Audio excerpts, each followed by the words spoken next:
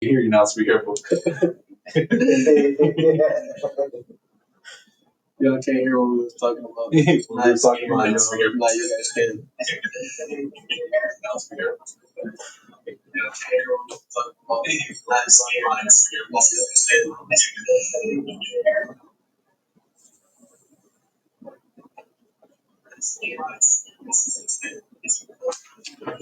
You said we're gonna jump in what in a minute? Okay.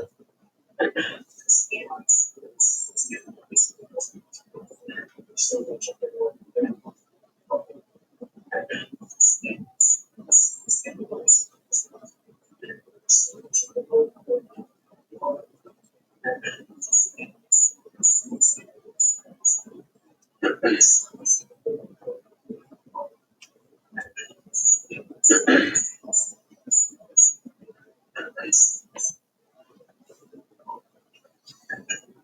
Got a few people more joining in. It's a big deal, bro. It's a big deal. A few people more joining in. Right. We're about to get famous. Hell, famous. You're about to get famous. You're about to get famous. He's about to get famous. The behind the scenes guy. He's a bro behind the scenes about to get famous. Super famous. He doesn't even know it.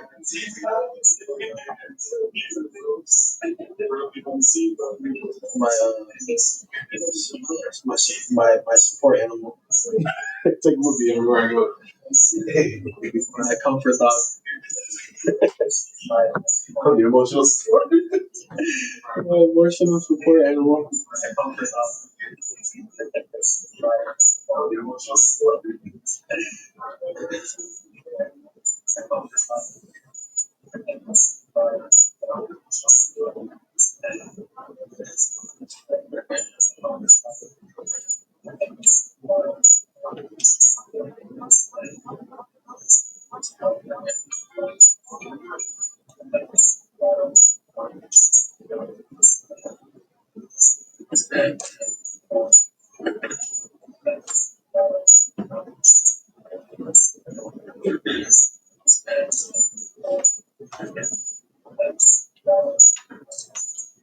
Which means one wire.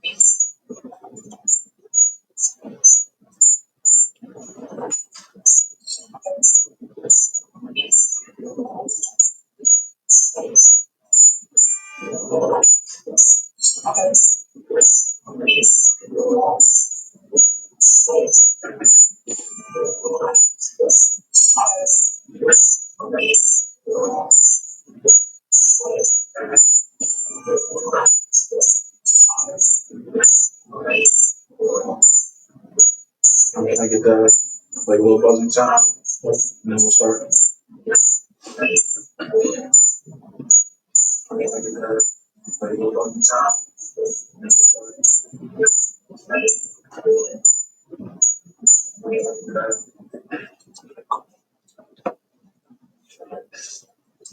Ready? Yes. Do it. All right. What's going on, everybody, man? Thank you guys for taking time out of your busy schedules, your busy nights to stop on by. We're doing something extremely important here, man. We got a really, really good friend of mine, family, who's willing to come on, share his trials, his tribulations, and kind of motivate other men to do the same. So today, you guys may see another side of this individual you haven't seen before in the past. So I want you guys to also be considerate of his feelings and what he shares tonight. So I'll allow him to introduce himself and kind of go from there. Oh, yo. name's Dre. Man, I've been in Mark's life for like shit. I think what since we were probably kids. Our OGs grew up together. Grandmas grew up together. Shit, we damn near. What are you 20? What 28? 27? Yeah, 27. Yeah, been on you since you were a baby. Um, my OG used to fucking stood in your hands, shit like that. Yeah, so we've been around each other for forever. Um, yeah, it's cool. Jump into it. Come on. I'm ready when you are. And again, though, man, we're two people from the same neighborhood, the same schools, the same backgrounds, Yep. some of the same struggles, some of the same tribulations. You know, we're two people who had two very different journeys in life, you know, and it's amazing that we can kind of come together now and share that with the people who are tuning in tonight, you know. For sure. So grew up in the hood, man. We grew up in very unfortunate surroundings, you know. Always had really good family. What's one thing you took away from that? Um, man, honestly, I just felt like I wanted to do shit by myself. You feel me? Got a great mom. OG is not was, but is still amazing. Great stepdad. Literally taught me the ins and outs of how to be a man, how to handle situations, how to just deal with shit. Just overall. And he was still learning. You feel me? He ain't had no kids. You feel me? Like he came into the picture and he just took over. Like he didn't think about it. He just jumped in and was like, I love you, so I love them. So we're gonna just do this. But yeah, he definitely did his big one. He stood on 10 for us. Um, but yeah, I just felt like I wanted to do shit by myself. Like I just felt comfortable doing it by myself, and I think that's where my life started. 13, 14 years old. Like I didn't want to follow suit. I felt like if I did it this way, it'll be better than listening to, having good parents and shit like that because they just wanted what was best for me. But, started hanging out in the streets, selling drugs, but the shit that I did was just for fucking sneakers and clothes and, just to not ask my parents for it, you feel me? And, like I said, that eventually that shit started to get deeper, wanting certain shit ended up becoming the gateway and the open door to me being a part of a million other things that just kind of I won't say fucked up my life, but it took it to a different path, and that was really that. You feel me? Like I can't say I had like bad family. My grandparents are amazing, both sets. My parents are amazing. Um, good father figures, good friends, good aunts, uncles, cousins. Like I didn't have no like nobody was like too deep in the streets. You feel me? Like once pops passed away, like that was the end of having like that connection where like it was like this is the deepest that it's gonna get. Nobody else was there. You feel me? Like everybody had their little spot in the neighborhood and they were doing what they were doing, but like it wasn't that deep. Like it wasn't that. You feel me? So I just decided to do my own thing. You feel me? Like I said, I wanted to, take my own little route, and it got me where it got me. But shit, we definitely made it past 18, so that's something that It's an accomplishment. yeah, hell yeah. Especially where we're from. I never thought I'd see 18, let alone 31. So that's Okay. definitely a beautiful, successful line we hit for sure. So you touched on a few things, man. Losing your father was one of them. We'll circle back to that. But I want to touch on the father figure you did have. You know, that guy who kind of stepped up, not having children of his own, and kind of became the figure I would say that you needed in your life. You know, what significance did that play? You know, because it takes a lot of courage for. Oh yeah, no man, shit. Well, like I said, you were there. You feel me? Bro was there. You feel me? Like he's done at some point father all of us. You feel me? Sheltered us. He damn near raised all of my friends. You feel me?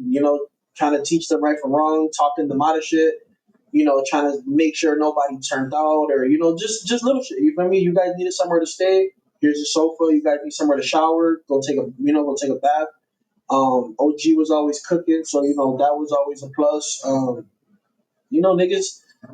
If niggas didn't have it, he was there. You feel me? Him and OG were always making something happen. You feel me? Like they definitely opened that door to be a home for everybody. You feel me? Like, and he never had a problem with it. Like, he was, like I said, he was open to raising us. Yeah. Because he loved my mom.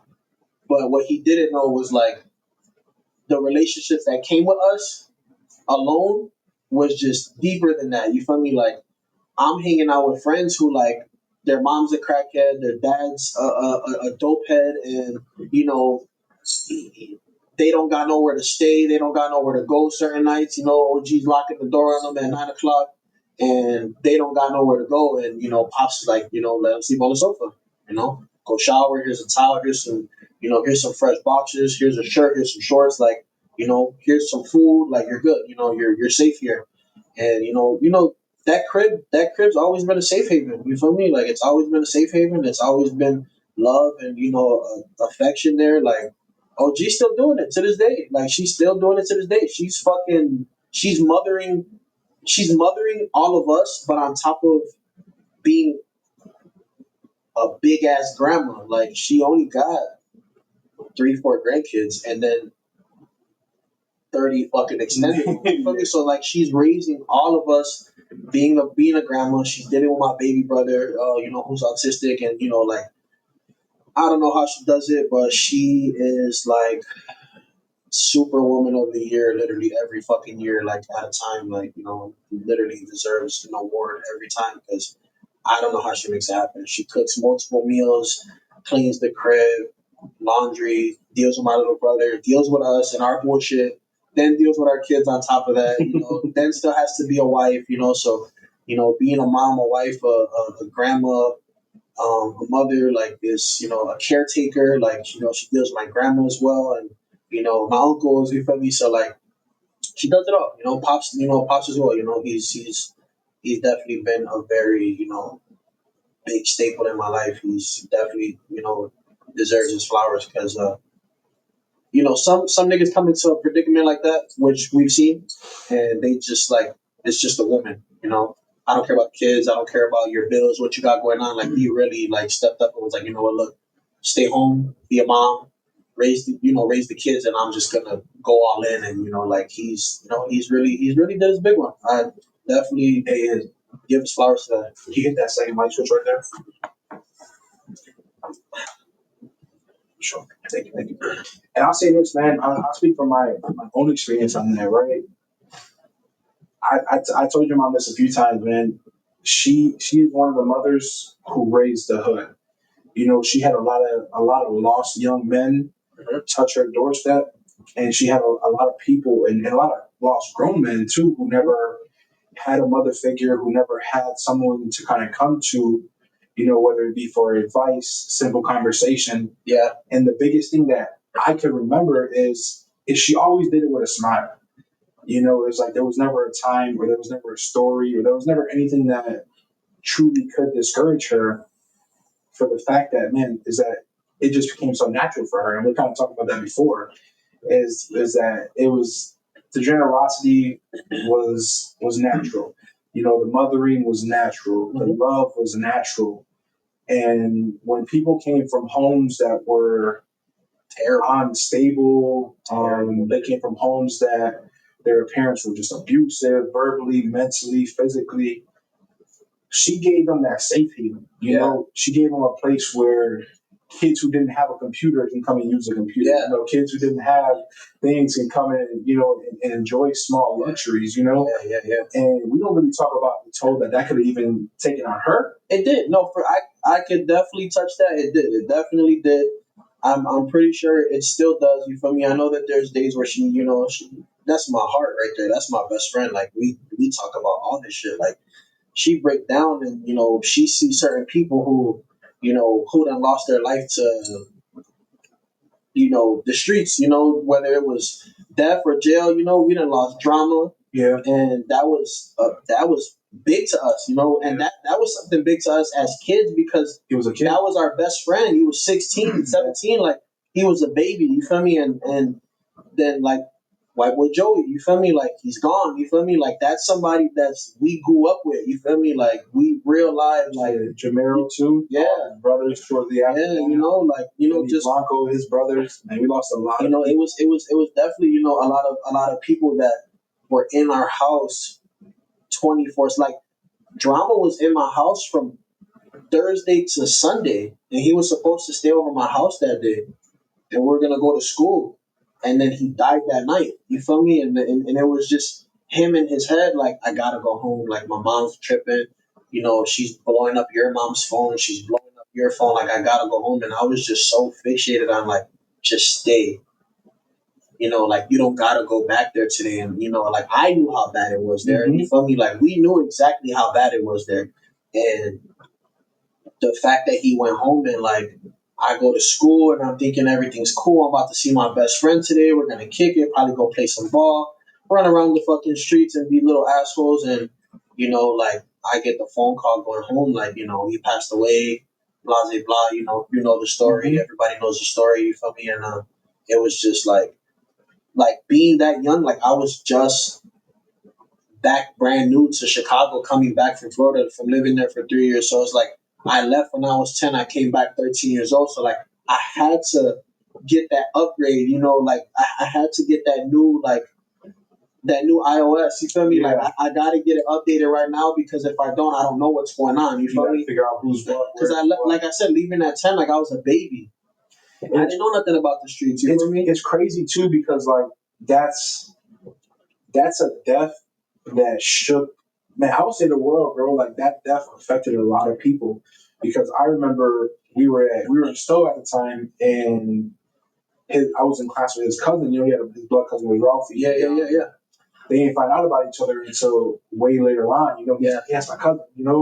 And it's crazy because he got the call while he was in class, and he kind of just walked out of school, and people were like, "Hey, what the fuck happened? Yeah. What's going on?" And then it brought the neighborhood out. Yeah. No, for sure, 100%. Yeah, there were spaces people ain't seen. Oh yeah, in for sure. years, Because not only was he young, but he was so active in the neighborhood that like there what till this day, I don't care what nobody says. I've met a lot of hard body young niggas. That nigga was different. Yeah. Oh, he was different. Oh, he was different. Yeah, he fought bro in the alley. Oh man, that nigga took his shoes off. He fucked up like 4 niggas in a day. Like he's like, I got a hit out for you, and you, and he made it happen. Like he was the truth. He was the real deal. Like he was. And the crazy part is that I met Drama way earlier. I met young Drama, and hanging out Kimball Drama. Yeah. Before when he was still able to go to the other side of the park, and that was different. And he was able to go to Simon's Park. Demetrius. Yeah, I met Demetrius. Yeah, you didn't even get to meet him being the fucking menace he was. But I remember the story, about why they started hustling, because it was him and it was Mundo, and then they had another friend. I can't put the name on, but these people were the Three Musketeers. Like they were inseparable, and they bought their first little jab. They flipped it to get WWE tickets. Like this was little kids, bro. Literally little kids, man, trying to make some shit happen, and it's crazy to see some of the people, God bless them, that we thought wouldn't make it are here now, got kids, left the hood. They're thriving. Yeah. Got good jobs, got nice cars, you feel me, bought a crib, they're just gone, you feel me? Like you brought up Mundo, like I love him. I think he's one of the most righteous niggas I've met in the neighborhood, off of, some of these guys, like to this day, he had God in his back pocket. Yeah, for sure, 100%. He was one of the hottest faces for K-Dub, and like seeing him get out of that, having kids, like I didn't think none of us were gonna have kids. But it's crazy though because, like you said, he did have God in his back pocket. Is we were pretty close. And I remember they bring somebody to Spalding in the back of the police car, and they fuck with bro. Like Mikey. Yeah. So Mikey caught Mundo that same summer in that back alley on Kedzie. Uh-huh. And and the gun jam. He didn't. Yeah. He survived. I remember that. I remember that story. And but that was just little. That was just little shit that like was. It just wasn't supposed to happen because as much as because it still happens to this day. Like as much as we have shit going on with other niggas from other hoods and all that shit, like there's always a tie. There's always a tie. A cousin, a old friend from high school, like bro, I done got saved like by niggas that was just like, hell no, bro, that's bro. I went to school with him. He's a good nigga. He's No not. matter So, where he's so from. then now when I bump into them same five niggas later on, I'm giving y'all a pass because y'all gave me a pass while I was with my shorty or my girl or my OG or something like that. So like, and then it goes from up here to down here because now the next time I see you, you're with four other niggas and they're like, nah, that's a good nigga, he good. Like yeah, he's from over there, but he good. Yeah. And then the like the beef just kind of starts to die down. Like it's always gonna be that for certain niggas, but like not everybody, because not everybody's a part of that shit. You feel me? Like So while we on the topic, right? You talk about street connections, street ties, and things of that nature. As active as you still are, do you feel like you're safe? no, you're never safe. You're not. You're never safe ever. The only time you're safe is when you're a nobody. Once you've been outside for fucking years and everybody knows your face, everybody knows who you hang with, niggas know what kind of car you drive, where you live, who your brothers are, who's your family. Like, the niggas I hang out with are not regular niggas. You feel me? They're not nobodies. You feel me? Like everybody who I hang around got a name. Everybody who I show love to, I got respect for. Like those are real active members. You feel me? And nah, hell no, we're never safe. We're never gonna be safe. You feel me? But like I said, like that's where the ties come in. You feel me? Like I was selling sneakers to niggas that we used to get into it with. You feel me? Like niggas would walk into my shoe store and I was, hey, let me get a 10 and a half. And like that shit could have went live. You feel me? Like that shit could have really went up and it was just really like, man, fuck that. Like it's not that deep. You feel me? Because realistically, this shit is coming from some time like when our pops was around. Like this shit don't even got nothing to do with us. So like we never did nothing to each other. You feel me? Like we just we had a little something, but it was never nothing. Like we dubbed that shit. You feel me? So like there is a lot. I got ties everywhere. Like I fuck with a lot of people. A lot of people show me love for like I said, little shit like just being there for niggas. You feel me? I done seen certain niggas that was going through some shit and I just reached out. Like I didn't have to reach out. You lost your dad, you lost your girl, you lost a brother, something like that. You reached out, send my condolences. Hey, if you need to talk to somebody, you can. You feel me? And it throws certain people off because it's like this nigga's from the whole other side of the park. Like, why is he reaching out and my niggas is not? You feel me? And it's like, that just created bonds. Like I said, just the ties, like just like I've been here long enough to know how to play myself, the right way instead of playing myself the wrong way where And I'll say this, right? For the people who don't know, explain the other side of the park. The other side of the park is shit. What do we got? We got maniacs, we got cobras, we got dragons, we got jivers, camel boys. Fuck. But what happens though when you run into them and they're like, "Man, dude from the other side of the park." Oh shit, shit. Sometimes, like I said, sometimes it goes good, sometimes it goes bad. You feel me? Like there's still niggas that hate us no matter what. You feel me? You're on that side of the park. Fuck y'all. And then there's some niggas that are just grown now. Like all the niggas that I used to get into it with when I used to go to Clemente, they would chase me out of school. I had to jump on a bus, or niggas like him would have to pick me up in the fucking Beta, fucking 5-6 deep, like, just to show niggas like I'm not by myself. You feel me? Like, and after a while, it was like, hey, my bad, bro. Like, it's all love because now, like, you're dating somebody that's like my cousin, or like little shit like that. You feel me? That like I'm really tied in with. Now it's like, damn, I have to be around you. So now it's like I done got cool with you. So now your whole hood is reaching out like, hey, we apologize. We're gonna have to see each other eventually. Yeah. So now it's like now I'm cool with this hood. So now I'm cool with that area. You feel me? Like there is no problem. Like there's definitely like no gray area where like there's nothing to like start over because that time is over. That 2018 2008 to 2012 is just done. You feel me? Like it's not my side and your side. But like I said, there still is that. It's always gonna be that. Like the new niggas are gonna come, the new shorties are gonna come, and it's always gonna be that ongoing cycle of fuck y'all side, fuck our side. You feel me? And you know, our side's the best side. Okay, man, let's take it back even deeper, right? Because we have known each other so long. So I've seen different stages of you. You know, I've seen different vibes from you. You know, and let's take it back to you. What it took for you to even graduate from high school. Because I remember you were probably one of the first young men from our generation in Humble Park that we seen actually finish. Yeah, I did it. I did it in 4 years. Shit, with my mom, my OG pushing me, like, and it was crazy because like I wanted to go to Columbia to do like music and engineering and all this shit. You feel me? Because I was just super locked into it.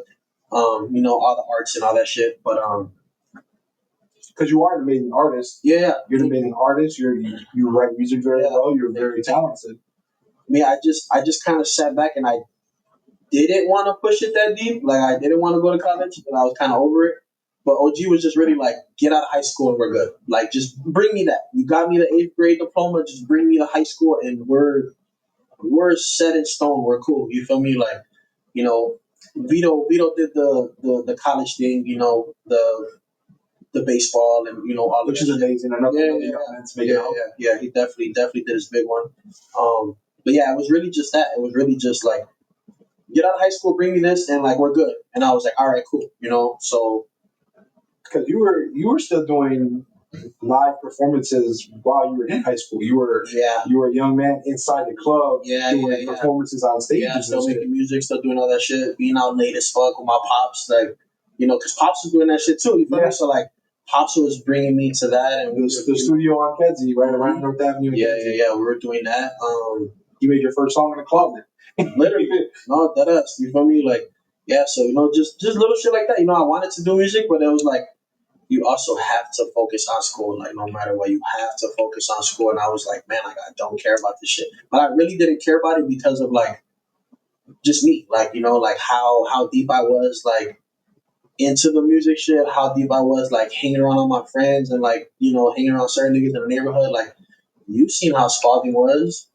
From Spalding and Wabansia to North Avenue and Spalding, it was literally at least, no funny shit, like there's not even exaggerating, at least 200 people.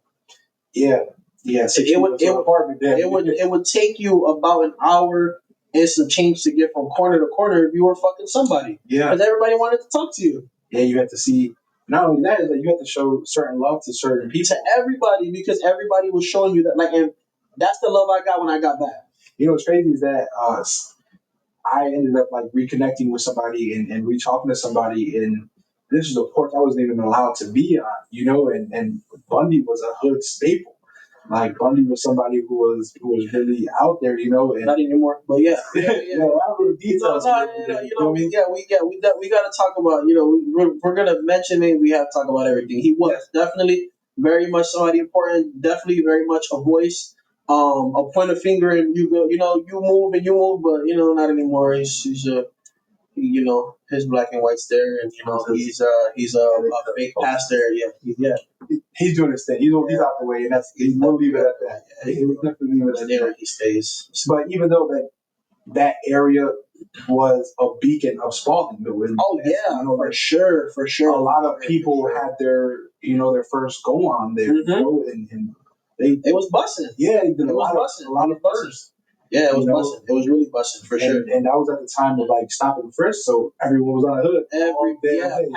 Four or five paddy wagons coming all which ways, and you're just like, what the fuck? There's one in the alley, so we can't even hit the gangway. Like, nothing. It was really. It was 10 years old, filling out game cards and shit. No, for sure. Because we didn't all got through in the back of a fucking narco, and it was like 9 of us, and we're all handcuffed to each other. Everybody's crying because we were all so uncomfortable, and somebody's we had pooch upside down in there. They just throwing niggas in there, like they didn't give a fuck. Like, so yeah, just that alone, being 10 to 13, 14 years old and dealing with that was like, and like I said, I'm coming back from Florida, so I'm like, what the fuck? Like, Still learning what all this yeah, is. hell Or yeah, a what little the fuck? different, Like, you know? damn, they just handcuffed all of us together and then said, get in the back of a 3-seater. 9 of us. That's already cut in half. Oh man, it's already cut in half. Everybody sit on me. Man, that shit was fucked up. I remember I remember that day specifically. They threw every single one of us they caught in that hallway Literally. inside Me, that car. you, Mundo, what was it? Simba, fucking JoJo, Pooch, White Boy Joey, And that was after they like 2-3 other people. they damn near beat the brakes off us getting to that car. Like we was on the floor. Everybody got their ass we was kicked. rolling. Everybody. But then but that was back then when like your parents could come and just sign you out, you're good, and there was nothing. Now it's like you gotta go through the process. Like Yeah, you gotta go through the process. They dropped us off a few blocks away after fucking us up. Like Yeah. this is gonna be your future, you know. So we're here today to have the harder conversations, right?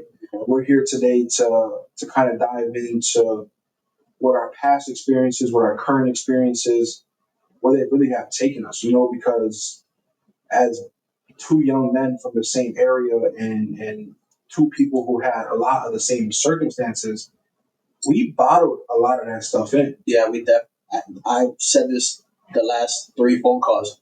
The shit that we're about to talk about right now would have never got spoken about back then. And at all. And it's a lot because like you talk about like the male stigmas about always being strong, never allowing yourself to be vulnerable, never allowing yourself to share certain things. This is what this platform's about. Right. You know, this platform is so that we can motivate other men and we can motivate people who may be on that edge. They may be, you know, we're Dealing with that. Yeah. and they're really dealing with, you know, PTSD. They're dealing with loneliness. You know, people are genuinely afraid, you know, to be in their own minds. So when we talked about it, we kind of touched on it, and I ask you the question is, what's one thing from our childhood that you've never said out loud? I was scared. Shit, I was definitely scared. You feel me? Like, I was 100% scared. You feel me? Like, hanging around who I was hanging around that I knew was hot was fucking dangerous. I was scared. You feel me? Like, as much shit as I did and as much shit as I was a part of, I was scared. You feel me? Because, like, there was always that little person in the back of my head that was like, you're gonna go to jail forever. You're gonna die. Something's gonna happen to you where you're gonna make your mom cry to the point that, like, it's gonna break her. You feel me? And I've had them times where, like, I broke my OG heart. You feel me? And it wasn't because of me, but it definitely was because of, past experience of being outside. You feel me? Like, your name, who you are, your face. Like, everybody knows me. You feel me? Like, and that's not even like no cocky shit. It's just the truth. Like, everybody knows my face. Like, and that was before you were who you are now. Yeah. Like, I've always had a very familiar, lovable face. Everybody knows who I am. Everybody could talk to me. Everybody could go to me. Like, shit, I big brothered a lot of you guys. You feel me? Like, I was y'all big brother, y'all big cousin. You feel me? Like, and like I said, like, I didn't let nobody do that for me up until he came about. You feel me? Like, I didn't have a big brother. You feel me? So, like, when he came into my life and he took over, like, that position, it was like I was already vulnerable because I was like, I don't have that. You feel me? I don't have no big cousins like that were like okay with like being there 24/7. You feel me? So like that's where I got like I was telling him earlier, like that's where I got like, you know, the passion of wanting to be a dad, but not only a dad, but a girl dad. You feel me? Like I watched him fight for his daughter. You feel me? Like in court at in his teens. You feel me? Like he was young as fuck fighting in court for his kid. Like, and actually, like, bro, we were so used to niggas like normalizing being terrible parents in the hood. Like, it was okay. That shit was cool. It was perfectly fine. For dads to be Yeah, it was perfectly fine. It was so cool for niggas to have kids and be like, oh yeah, you're having another kid. And they got 6 kids. Don't take care of none of them. Like, niggas are excited to say you're having a kid, but like, not there. What are you doing? Like, what are you doing with them? You feel me? So, I'm meeting niggas like him, and like he just showed me something that was different. Like the fact that you went all out of your way to go to court, you're paying money, you're stressed out. You know, his mental was fucked up emotionally, physically, mentally. Um, like he realized, like now, like his daughter's my goddaughter. You feel me? Like, and like he took it to the point where it was like, I'm not gonna stop until everybody gives me what I want. That's coming from my kid. Like if it has to do with her, I want it. Like I want her to live here. I want her to be with me 24/7. Like if I could get it, I'm gonna get it. I'm gonna fucking fight for it. And that's what he did. And like me seeing that was just different because I'm so used to niggas having kids and then not spending time with them. Like it was really just here's a couple dollars, you feel me, and you know, go buy diapers or whatever. But like there was no pictures, there was no memories, there was no love, affection. Like niggas was growing up without dads, and it was so normal that like when my dad came around, like y'all were like, oh shit, like this nigga got a stepdad, and so do we. Like you know, like so, like you know, like I said, just little shit like that was it definitely molded me to be who I am and how I carry myself with my kid because like if I never went through that with him and I never seen that, I won't say that I would have been any type of different, but like I would have had to met someone who showed me like, okay, this is how you be a dad. Like besides my own dad, like I know not like I said, not to be cocky, I know that I would have been a good dad. But like having amazing dads around you boosted me up to becoming that. You feel me? Like you didn't have that Yeah. at all. No. You feel me? Like I said, you had me, which is a big brother. That was nothing. You have my pops. You feel me? Like that. Like I said, also sheltered you and loved you and you know Yeah. guided you some way somehow. But like you didn't have a dad. So the fact that you're a fucking amazing dad just showed me like where that shit came from. And man, I had a real tough conversation with somebody about this actually, you know, and about forgiving my father for being as absent as he was, you know, and they were like, he's also depressed and he also has these things going on and he has this and he has that. I'm like, I got those same shits. Yeah. I'd be depressed. I'd be not wanting to talk to people. I'd be wanting to shelter And it myself would be beautiful away. to call my dad and be like, "Yo, pops, can I talk to you?" Because that's usually like when you look at a white family who's like everything is perfect and they live in a fucking beautiful suburb. Like the son calls the dad. Yeah. Hey, dad, I'm going through this. The dad walks him through it. You know, the daughter calls the dad. The dad walks her through it. The dad's always protective. You feel me? He's always giving knowledge. He's always kicking off some shit that's like it's useful for later. Exactly. And there was a lot of us who didn't have it. Exactly. You feel me? And because you guys came around and you guys had like my father figure, my same father figure, everybody took a piece of him and left and was like, okay, that nigga was a shit. You feel me? Like he was the same thing as your mom, but a male figure to the hood, you know. And when I was talking to this individual, they talk about forgiving and not conjuring up these feelings. And I'm like, it's an excuse. Oh yeah, 100%. It's an excuse for making an excuse for this person. You're just consistently sweeping it under the rug at this point. And that's what they talk about. Like he's consistently a bad person. I'm consistently here for my children. I wake up with my children. Yeah. I go to sleep with my children. Mm-hmm. I go to work every day so my children can have what I didn't. Exactly. Because things we don't talk about. You know, we just as small as love. Yeah. Like not even the money, not the crib, not the cars, not food in the fridge, like just love. Like love. I was just there showing you affection. Like, bro, like when I say the shit that we deal with on a 24 hours is like we get to lay up with our kids and just hug them and just show them so much love and like compassion that like some of us didn't have that. Yeah, like, man. Some of us didn't have no, you're sleeping in the same bed as your mom and dad, so you were 6, 7 years old, and it was just love. It was just at nighttime it was love. A lot of us didn't have that. Like, and I'll say that now, like that's one thing with my son, right? My son's about to be 6 next week. And I can tell you that ever since we bring bro home from the hospital, there's not been a singular night that he has not woken up to me in the morning. Yeah. My son sleeps with me every day. And people are always like, man, why you let him do that? Why you let him do that? Because I couldn't. Right. I couldn't. I didn't have the option whether I wanted to or not. And I had an illusion, I would say, because like we talked about me making it out the hood, and I thought going to live with my dad in high school was going to be a good idea. It was going to be flowers. It was going to be, man, they got their own house. They got this going. I got his. Yeah. Little did I know, like It was worse over there. I should have Just as stood bad, in the yeah. hood, you know. Just as bad. And there was a lot of good shit that came out of it. You know, obviously I have my family, I have things that motivated me and I had to get me out of that shit. But it wasn't easy, you know, like it wasn't easy having figures like that. So I mean, and that's my next question is like you having these figures and having that support system in your life, what made you say, fuck it, I'm not gonna pursue these certain things? You know, what made you say, I'm gonna stay here and this is my neighborhood, this is what I'm doing? And so like I said, like having niggas like him around, my pops, you feel me? I had a nice other, group of men that, like just showed me how to be a dad, how to be, just present. That they made me proud of them. So eventually I wanted to receive that as well. Like I wanted to also get that back where they're like, this nigga listen. And he's great. You feel me? Like I envisioned it at one point where like, you know, I want him to come back to me and be like, man, you're doing an amazing job as a dad. I love what you're doing. It's beautiful.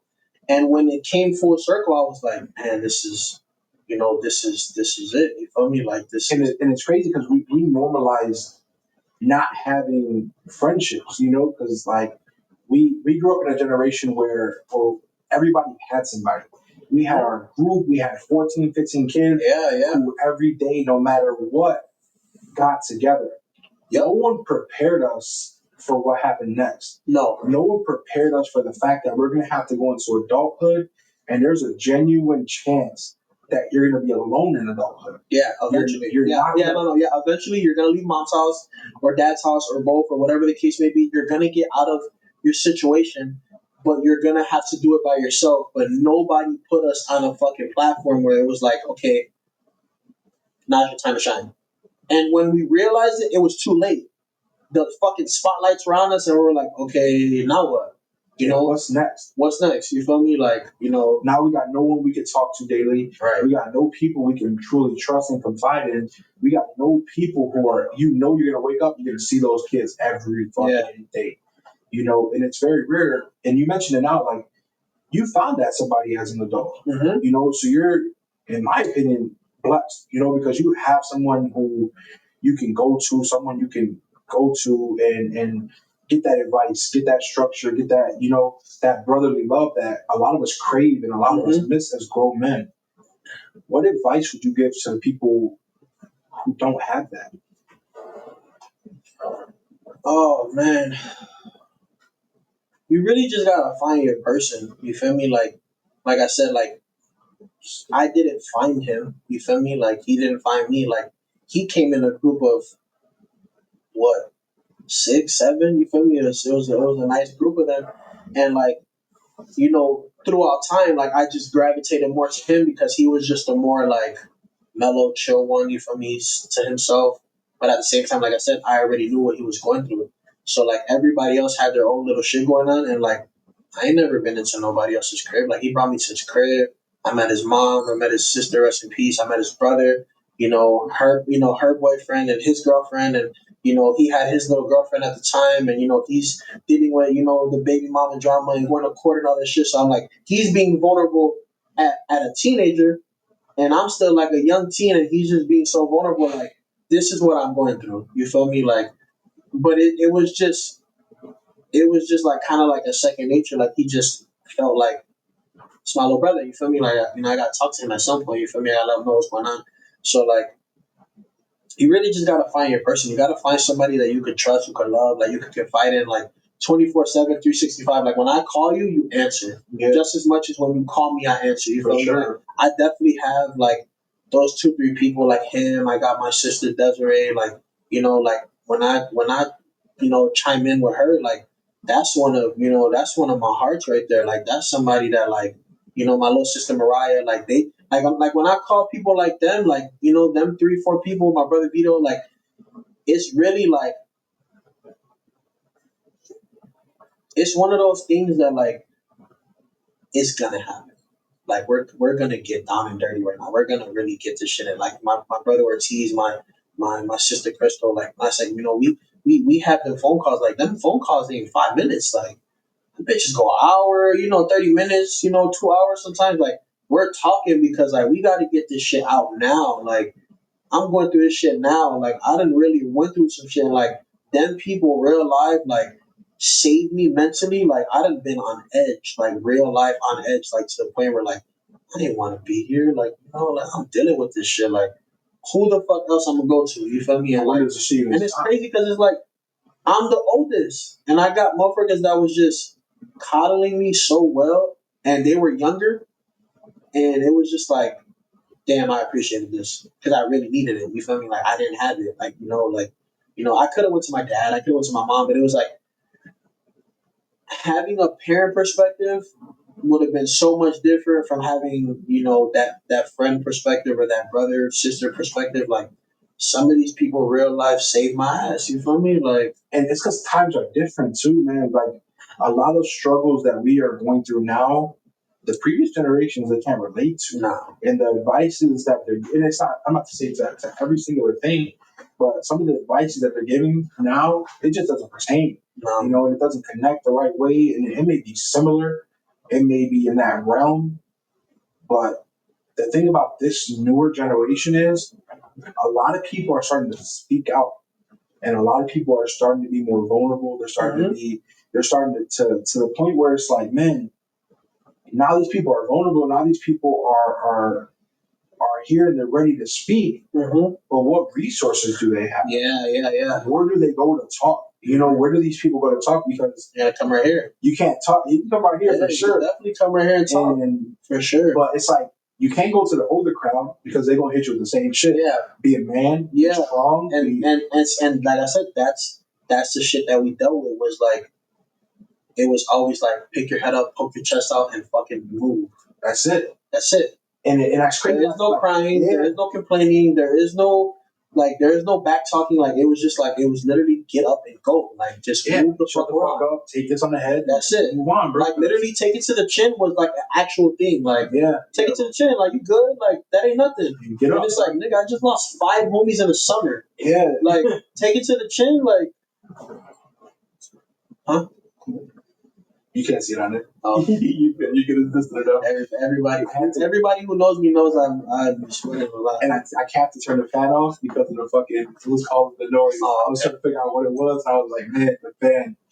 But man, to kind of to touch on what you said earlier, right? Answer to that question was you were scared, and I applaud you because I wouldn't have said that when I was younger. you wouldn't have said when I you were wouldn't have said younger. it when I was younger because you guys were watching me, Yeah. and I felt like I was the toughest nigga in the circle up until what touched back on it. I Yeah. was about 19 years old, 20 when I first got shot. Like, that was when I realized, like, okay, And this even shit can happen to anybody. not even like younger you, because that's amazing too, right? Your growth as an adult as into this male figure, but the fact that it's still even dangerous for you to say now, because people can take this as vulnerability, people can take this as a sign of weakness, but it's not. It's the biggest sign of strength. I look dead at the camera and say, don't Don't Please do it. don't. Don't do it because Please it's not. don't. It's That's not not good gonna for be your good health. for you, I swear.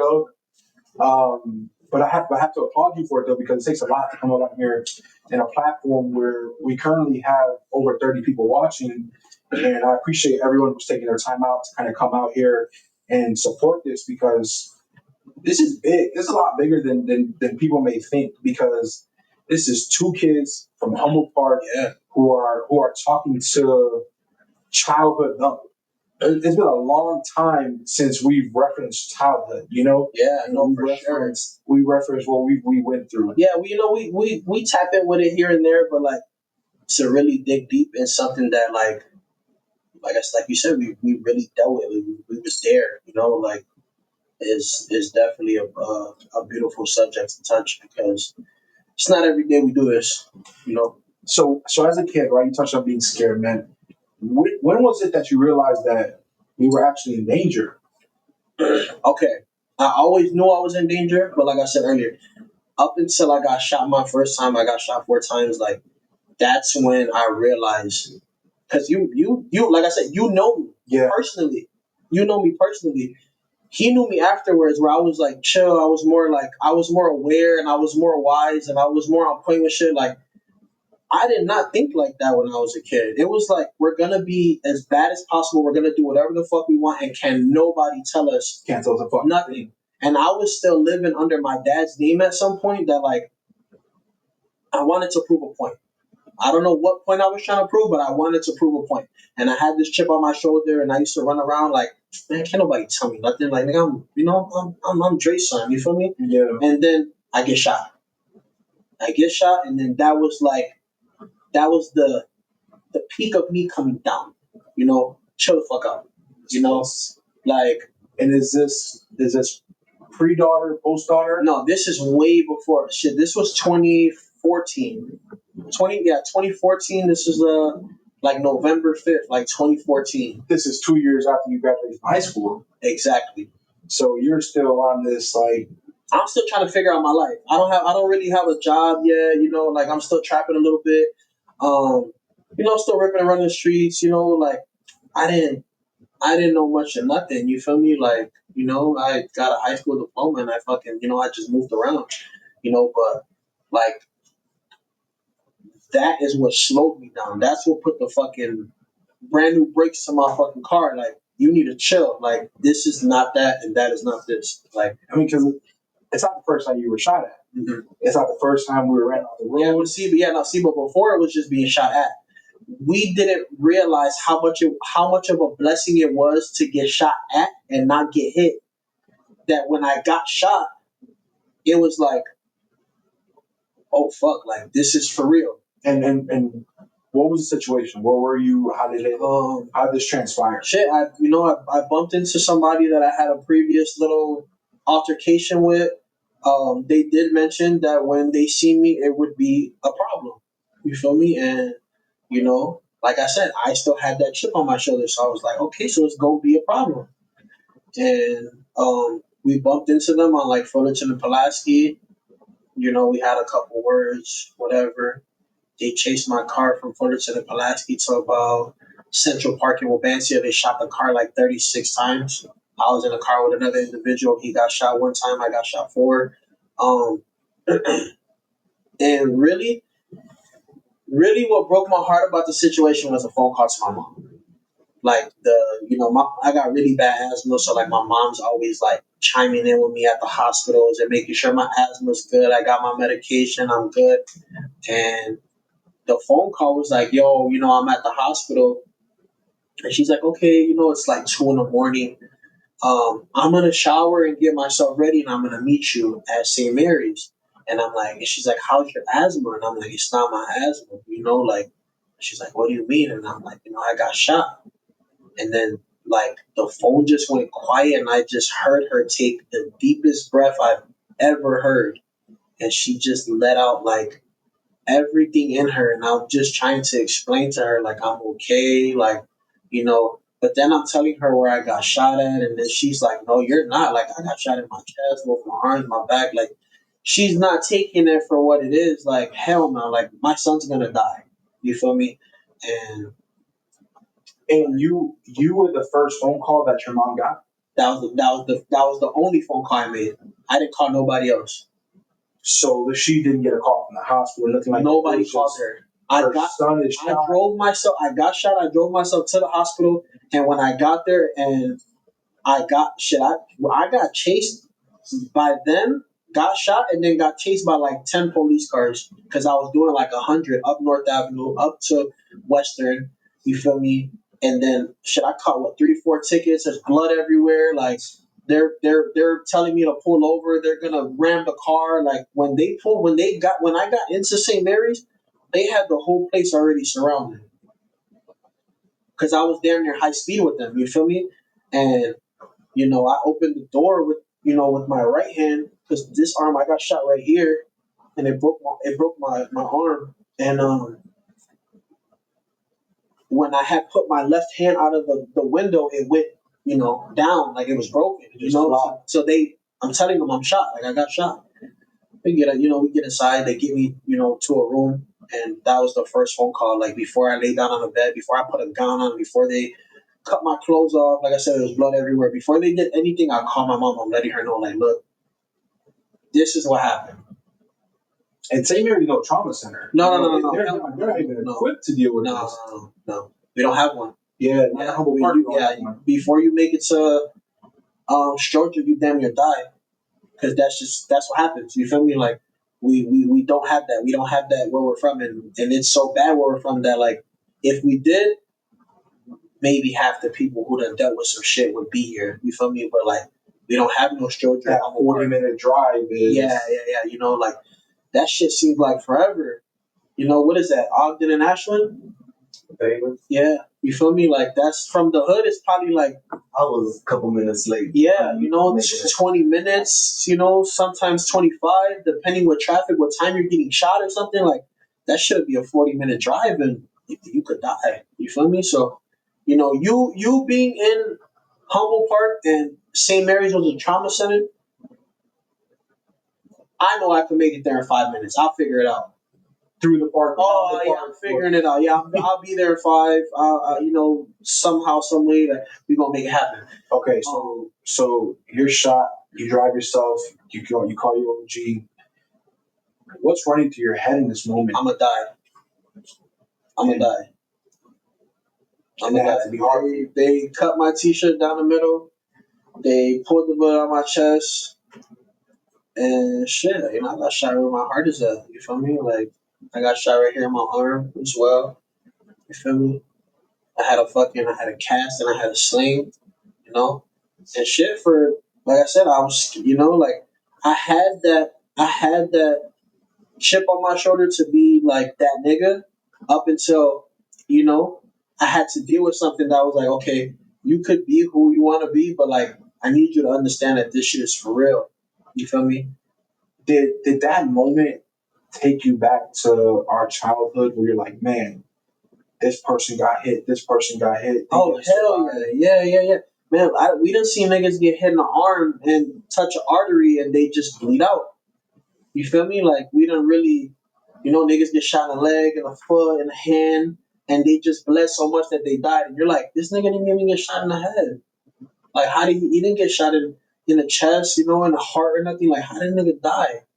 Like, niggas just got shot in the arm and it opened everything up and like, that was it. It was just over with. You know, you bled out and it was just done. You feel me? Like, okay, so and that's four out of the 6 times you got shot. Yeah.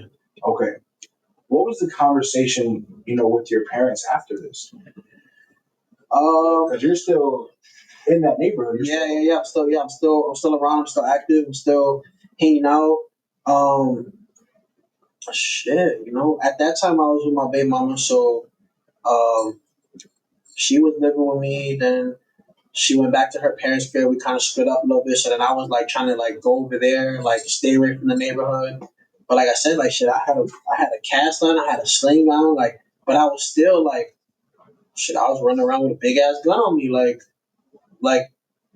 I didn't know what to expect, like, you know, because I'm thinking the niggas who did what they did, they were gonna eventually figure out like, okay, the nigga didn't die. He's from over here. Let's finish this job. Like, I'm not a hard person to get up with. You feel me? Like, I feel like nobody is. You feel me? Like, if Chicago's a lot smaller than people. It's so fucking tiny. Like, Chicago is literally Humboldt Park. That's how tiny it is. Yeah, you're gonna bump into somebody eventually. I don't care how big the beef is or how small it is. Don't ever talk too tough and think that a nigga cannot get with you because you're literally down the street to me. And now with social media, with it makes it 10 times easier. Man, it makes it 100 times easier. Post location in your background, a street sign, any indicating factor, your life is in danger. Yeah. We done real life got up with certain people just like that. Like, you done just posted a picture. You posted a picture and that picture was just like, not even a street sign, but just like, oh, I know where that Wingstop is at. You feel me? I know where that McDonald's is at, or I know where that park is at. Like, you know, it could be a church, it could be a school. Like, I know exactly where that's at. These niggas are hanging out right there. Like, that shit got dangerous because we didn't have that when we were kids. Yeah. We had MySpace and like our some damage on MySpace. Yeah. and our cameras were damn near pixels. Like if you were recording shit on a Nintendo DS, you feel me? Like it was terrible. So now it's so updated that like the smallest shit could get you killed. Like you can't even post a bus stop. Like you know, And does that change the game for you? Like considering man, look, I go everywhere comfortably. I go everywhere with my head still high, my chest poked out. Like I'm not ducking no action from nobody, but 99% of my time I'm with my daughter. So that's my next question, right? Is you're still was for better or less or worse active, right? yeah, Okay. So now you're a father. yeah. Does that change anything for you? Like I said before, I know how to deal with situations. You feel me? I'm not beefing with nobody. You feel me? A lot of niggas don't like me for certain shit, but like I'm not beefing with nobody. You feel me? Like whoever got something to say or feel some type of way, like that's just what they feeling. But realistically, like I know how to conduct myself in a situation with my kid. You feel me? If it's by myself, we gonna get wild. My kid, I like I said, I know when to pick my battles. You feel me? I've dealt with being a bitch and tucking my tail, but I made it home to my kid, and me and my kid made it home, and we slept that night, and it was like that was dangerous. That could have been bad because it was supposed to be bad, but realistically, there's a fucking time and a place for everything. The way you speak to somebody when they address you, and it's some bullshit, is literally how it's gonna go. That's the difference between you making it home and not. Yes, 100%. Your initial responses. But you gotta also think, I've also bumped into niggas that I'm like, I got you. This is the perfect time. I got you. And then I see a little kid like, hey, dad, can you buy me some chips? And I'm like, next time. no. Hey, bro, cool. Like, I see what you're doing. And I know you see what I'm doing because I know you're watching me. You feel me? Like, I know a lot of niggas who watch me. I know a lot of niggas who pay attention to every little move I make, but they know, like, 99% of my time is with my kid. Like, you feel me? So it's like, it's not, I'm not gonna lie, there's a lot of niggas that we done bumped with that have definitely showed characteristics of the old streets where it was like no kids, no women. You feel me? Like he's with his OG, he's with his grandma, he's with his girl, like he's with his shorty, like we're not gonna do that. And I follow those same rules because that's fucked up. Because that shit could go wrong and that could be somebody's kid instead of them because you froze up and you're like thinking like should I do this or should I do that? And now there's a fucking dead 5-year-old or some stupid shit. Like for the most part, like I said, I'm not looking for nobody. Nobody's looking for me. Like I'm enjoying what I'm doing. Like I love being a dad. I love the memories, the core memories, the pictures, the outfits, the taking her out everywhere. Like we have such a big routine of things that we do that like only me and my dad do. You feel me? And if my dad's not doing it, I'm not doing it. You feel me? So like and you're a full time father. You're there every moment. I won't say I just got rid of her, but like I just got her out of like my life full time, 24 hours because she just started school. You feel me? So like now, that shit was hard for me. Like I didn't do no daycare. I didn't do no, first time pre-K or whatever. And I didn't do none of that shit. Like I was like, I can't trust nobody. This is mine. I made this. I birthed this. Like I raised it. I'm nurturing it. I'm loving it. Like this is me. So like I couldn't give that to nobody else to even dare fucking gamble with something happening and then like lose. I trusted you to watch my kid and this happened. Like but yeah, just full time parent. So okay, so full time parent, right? While we're on the topic, let's jump to the next time you got shot. The next time you got shot, your daughter was born. My daughter was about to be 6 months. I got shot in my leg. Um, April 9th, 2021, I got shot in my leg. And then the next time was right when I got off the crutches.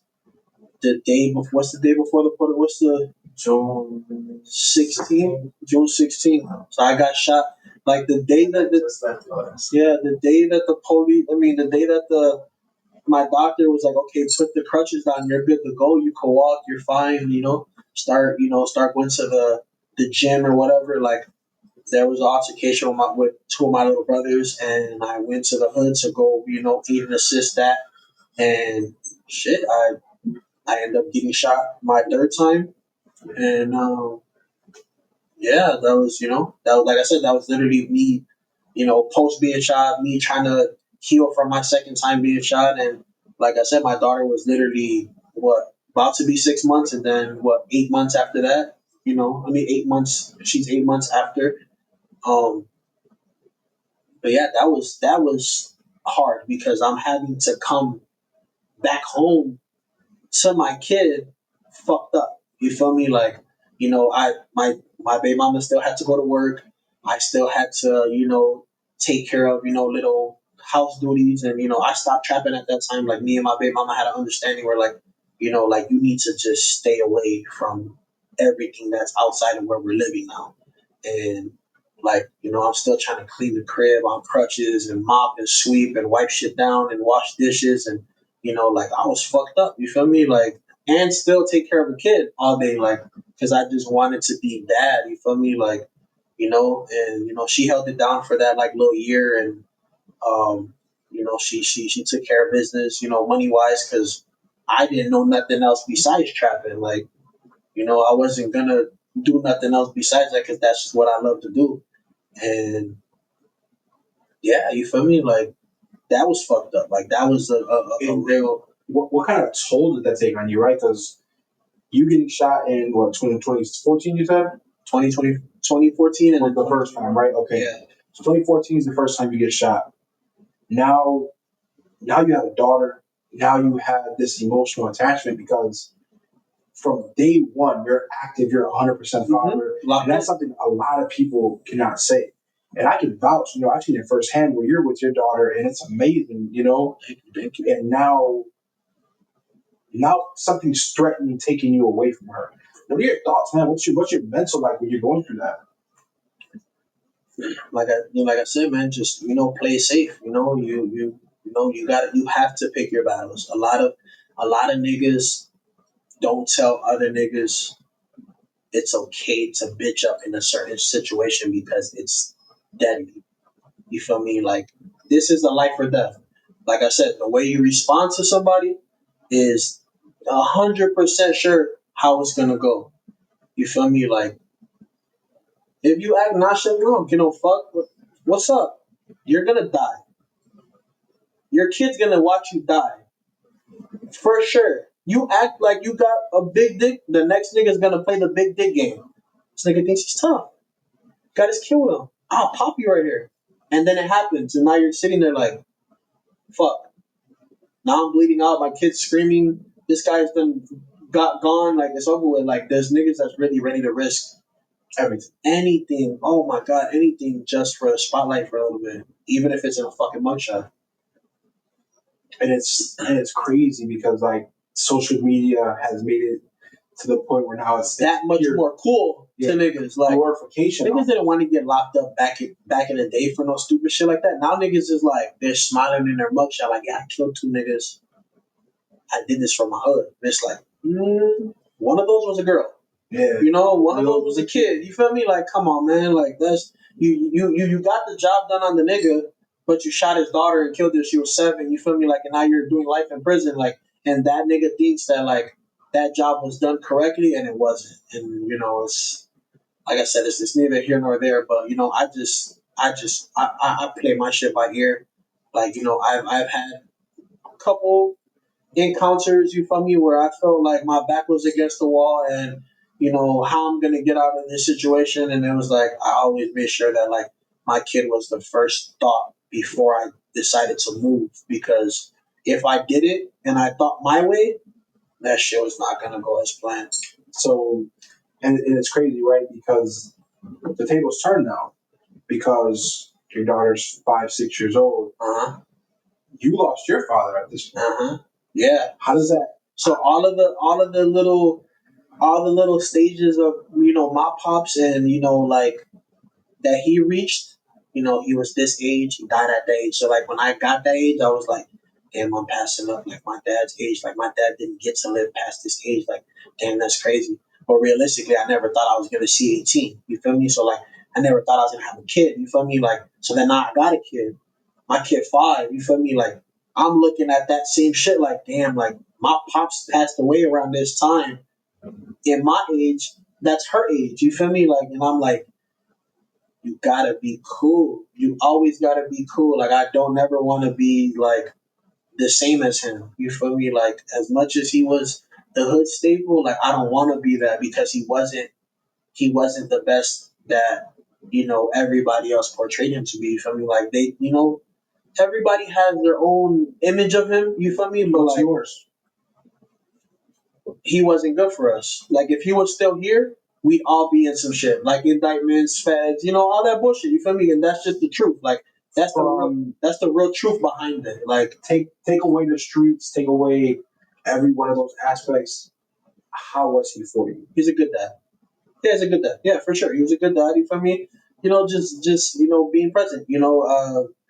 Every Friday we fucking haircut, McDonald's, Toys R Us. We went to the Brickyard. You feel me? Little shit like that. Like, always, buying this shit. But he was so tied into the streets that we got to chime back into.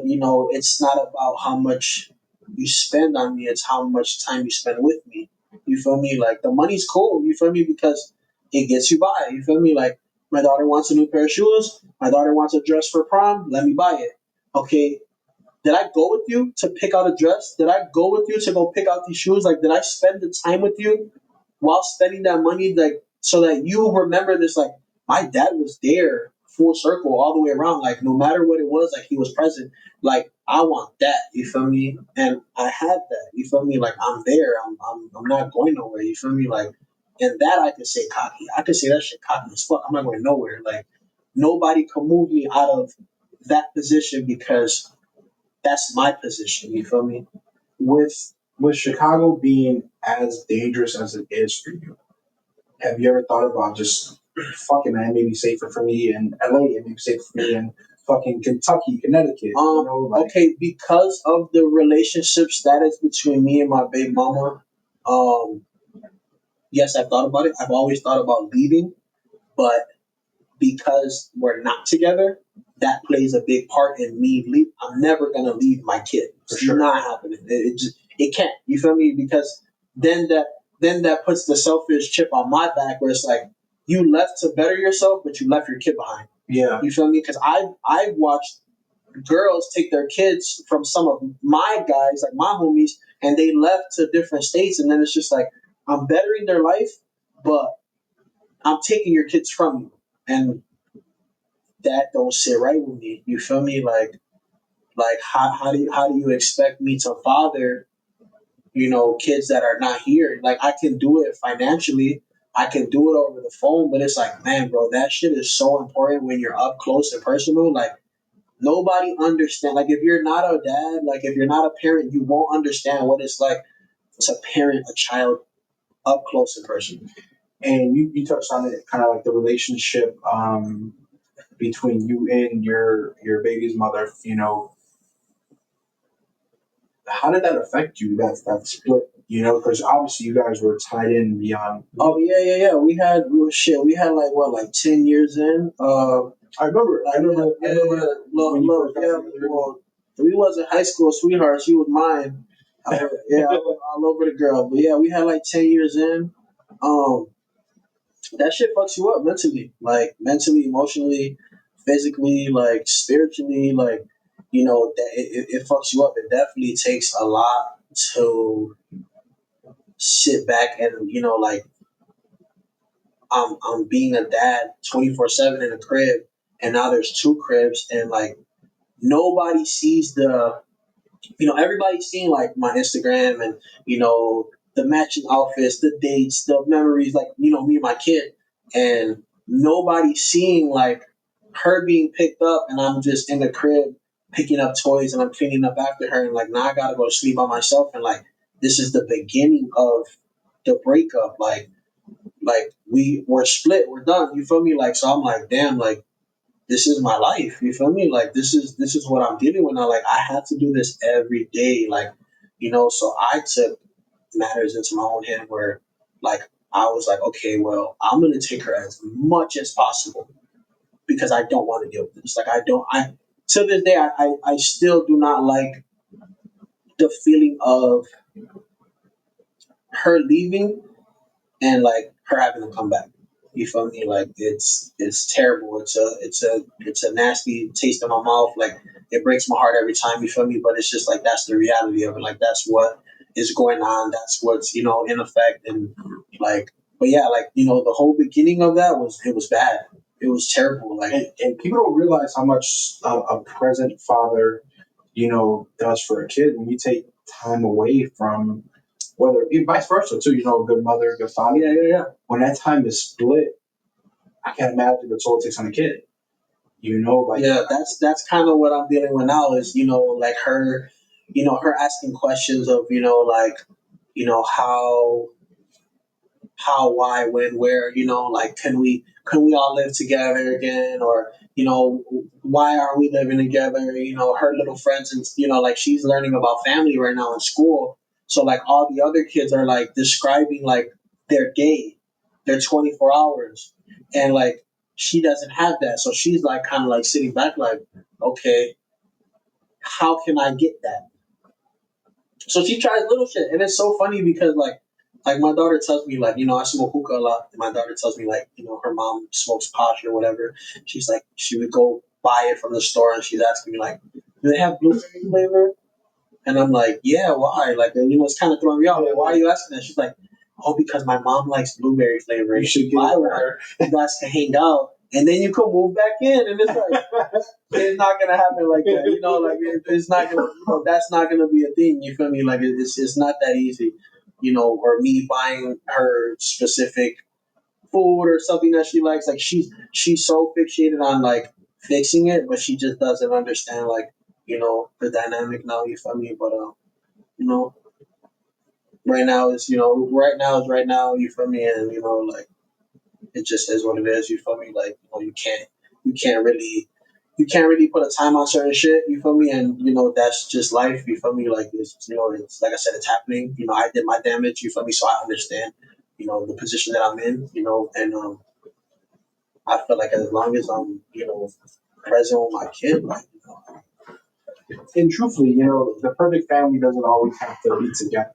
The perfect family doesn't have to be dad, mom, yeah, suburban house. That it's probably a perfect picture. It's probably the goal, I would assume. But being active while having all those factors against you deserves an applause. Deserves the fact that, like, hey, you're continuing to step up. You use this as a motivation oh yeah, to continue to be there and be active with your kid. And I stress it. It's like we're seeing a huge turnaround. We have fathers who are ready to be active. We have fathers who grew up without fathers, and those are the guys who are there right now. yeah, And it's turning around generationally. yeah, Because we talked about it earlier, normalizing not having father figures in your home, yeah, normalizing not having fathers.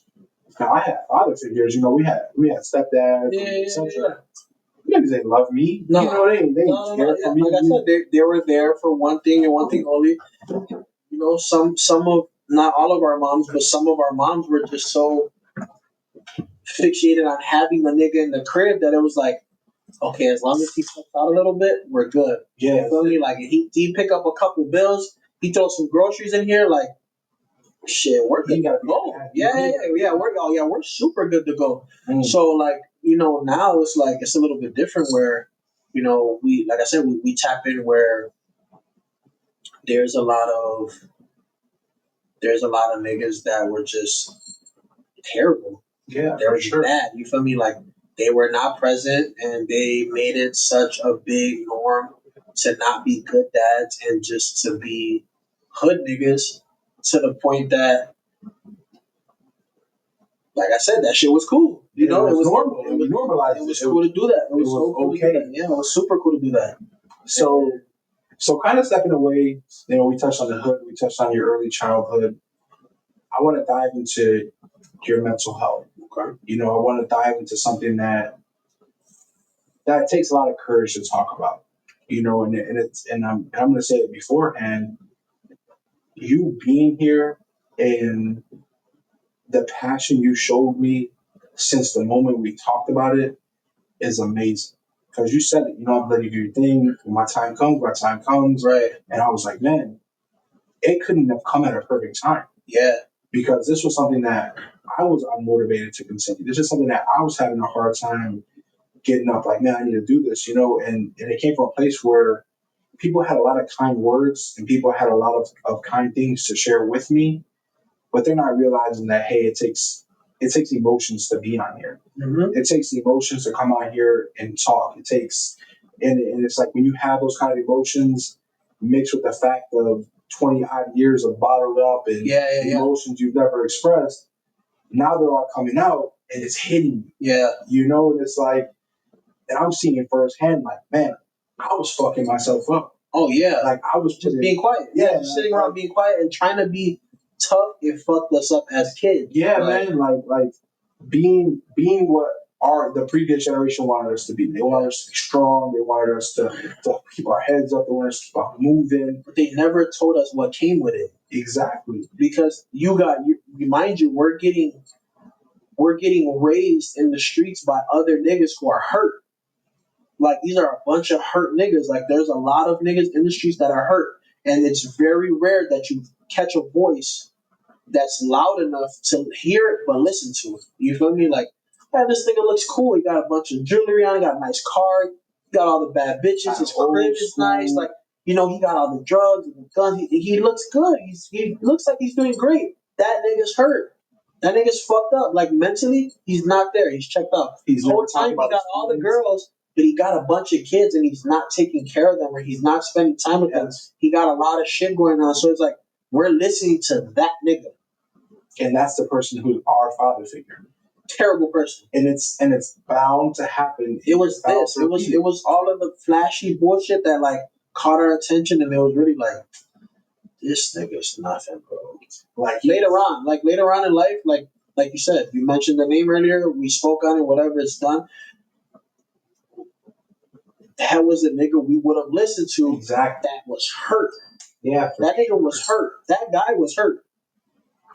All the way down until shit went bad for him, that nigga was hurt. And it's amazing, bro. It's like if somebody just texted me right now and they're like, bro, speaking facts, man, he's in the streets for real. He's doing his thing. And it's amazing because like that's somebody who I work with on TikTok as well. Busy. He's actually in our TikTok chat right now, and he's been moderating it for us. Like he's been dealing with the comments and he's been dealing with everything. Nice. So I've been able to kind of step away from it. But he's someone from the same background. Yeah. And he has a platform every Friday where he does the same thing. Nice. But the difference is that he's so widespread on TikTok. He's touching other cities, Right, I have people who come in from other cities, but he's touching Cali, overseas. Right. Like, he got a lot of people. Yeah, he got him. And that's another. What's his name? Busy. Busy? He's another nigga from Chicago. He's another motherfucker from Chicago who did his thing, and he's making it out. And I love it because he's always equally as emotional. He's always vulnerable, always willing to be vulnerable and share a story. So it's pretty cool. That's fire. That's dope. So like I talked about stepping away from the hood now, right? We've talked about the hood. We're going to circle back to it. Yeah. It may come back up naturally. But I really want to dive into the mental health portion. That first question is, what's something that broke you that you never told nobody? Or almost broke you? Shit, probably just having to actually leave the crib and becoming a single dad. You feel me? Like I said, like having that house, your family, you like you said, you wake up to it every day, you go to sleep to it every day. Like every 24 hours is the same, but it's so fucking beautiful because it's different from what I'm used to. Yeah. Like I'm not in the streets, I'm not doing this, I'm not doing that. Like nigga, I'm spending all my time with my daughter, like to the point where like she's seeing me and she's knowing this is my dad. So like stepping away from that and like I put up a fight, obviously, you feel me? Like at some point I put up a fucking big fight. But stepping away from it, like, yeah, that shit broke me. That shit broke my heart. Like, because I knew eventually it would come the day that she sits there and she's like, okay, what's going on? Why aren't we all in one home? You feel me? Like I didn't know it was gonna be this early because 5 years she's old, only 5. intelligent. When I was 5, I don't even think I was that smart, you feel me? But realistically, bro, like nowadays these kids they're just too advanced. Like the ages are getting younger and younger and younger, and she knows what's going on. She's tapped in with her feelings. She's very open and very vocal. So like, yeah, that She shit. has a strong father. Yeah, yeah, You yeah. know, she has a father who's not afraid to be vulnerable. Yeah, so just that alone, like me sitting back to that and dealing with that, yeah, that shit was hard. You feel me? Like, and it was just something that just took a toll on me. Losing weight, not eating. You feel me? Stressed out, like wondering, what's gonna happen next, or what is she doing, or where's my kid at, and like even though I could just call and ask, like it was just like these questions in the back of my head. You feel me? Now I'm moving, and mind you, I moved to Elmo Park to get away from the hood, and then I moved back to my childhood home. You feel me? So it was like not only was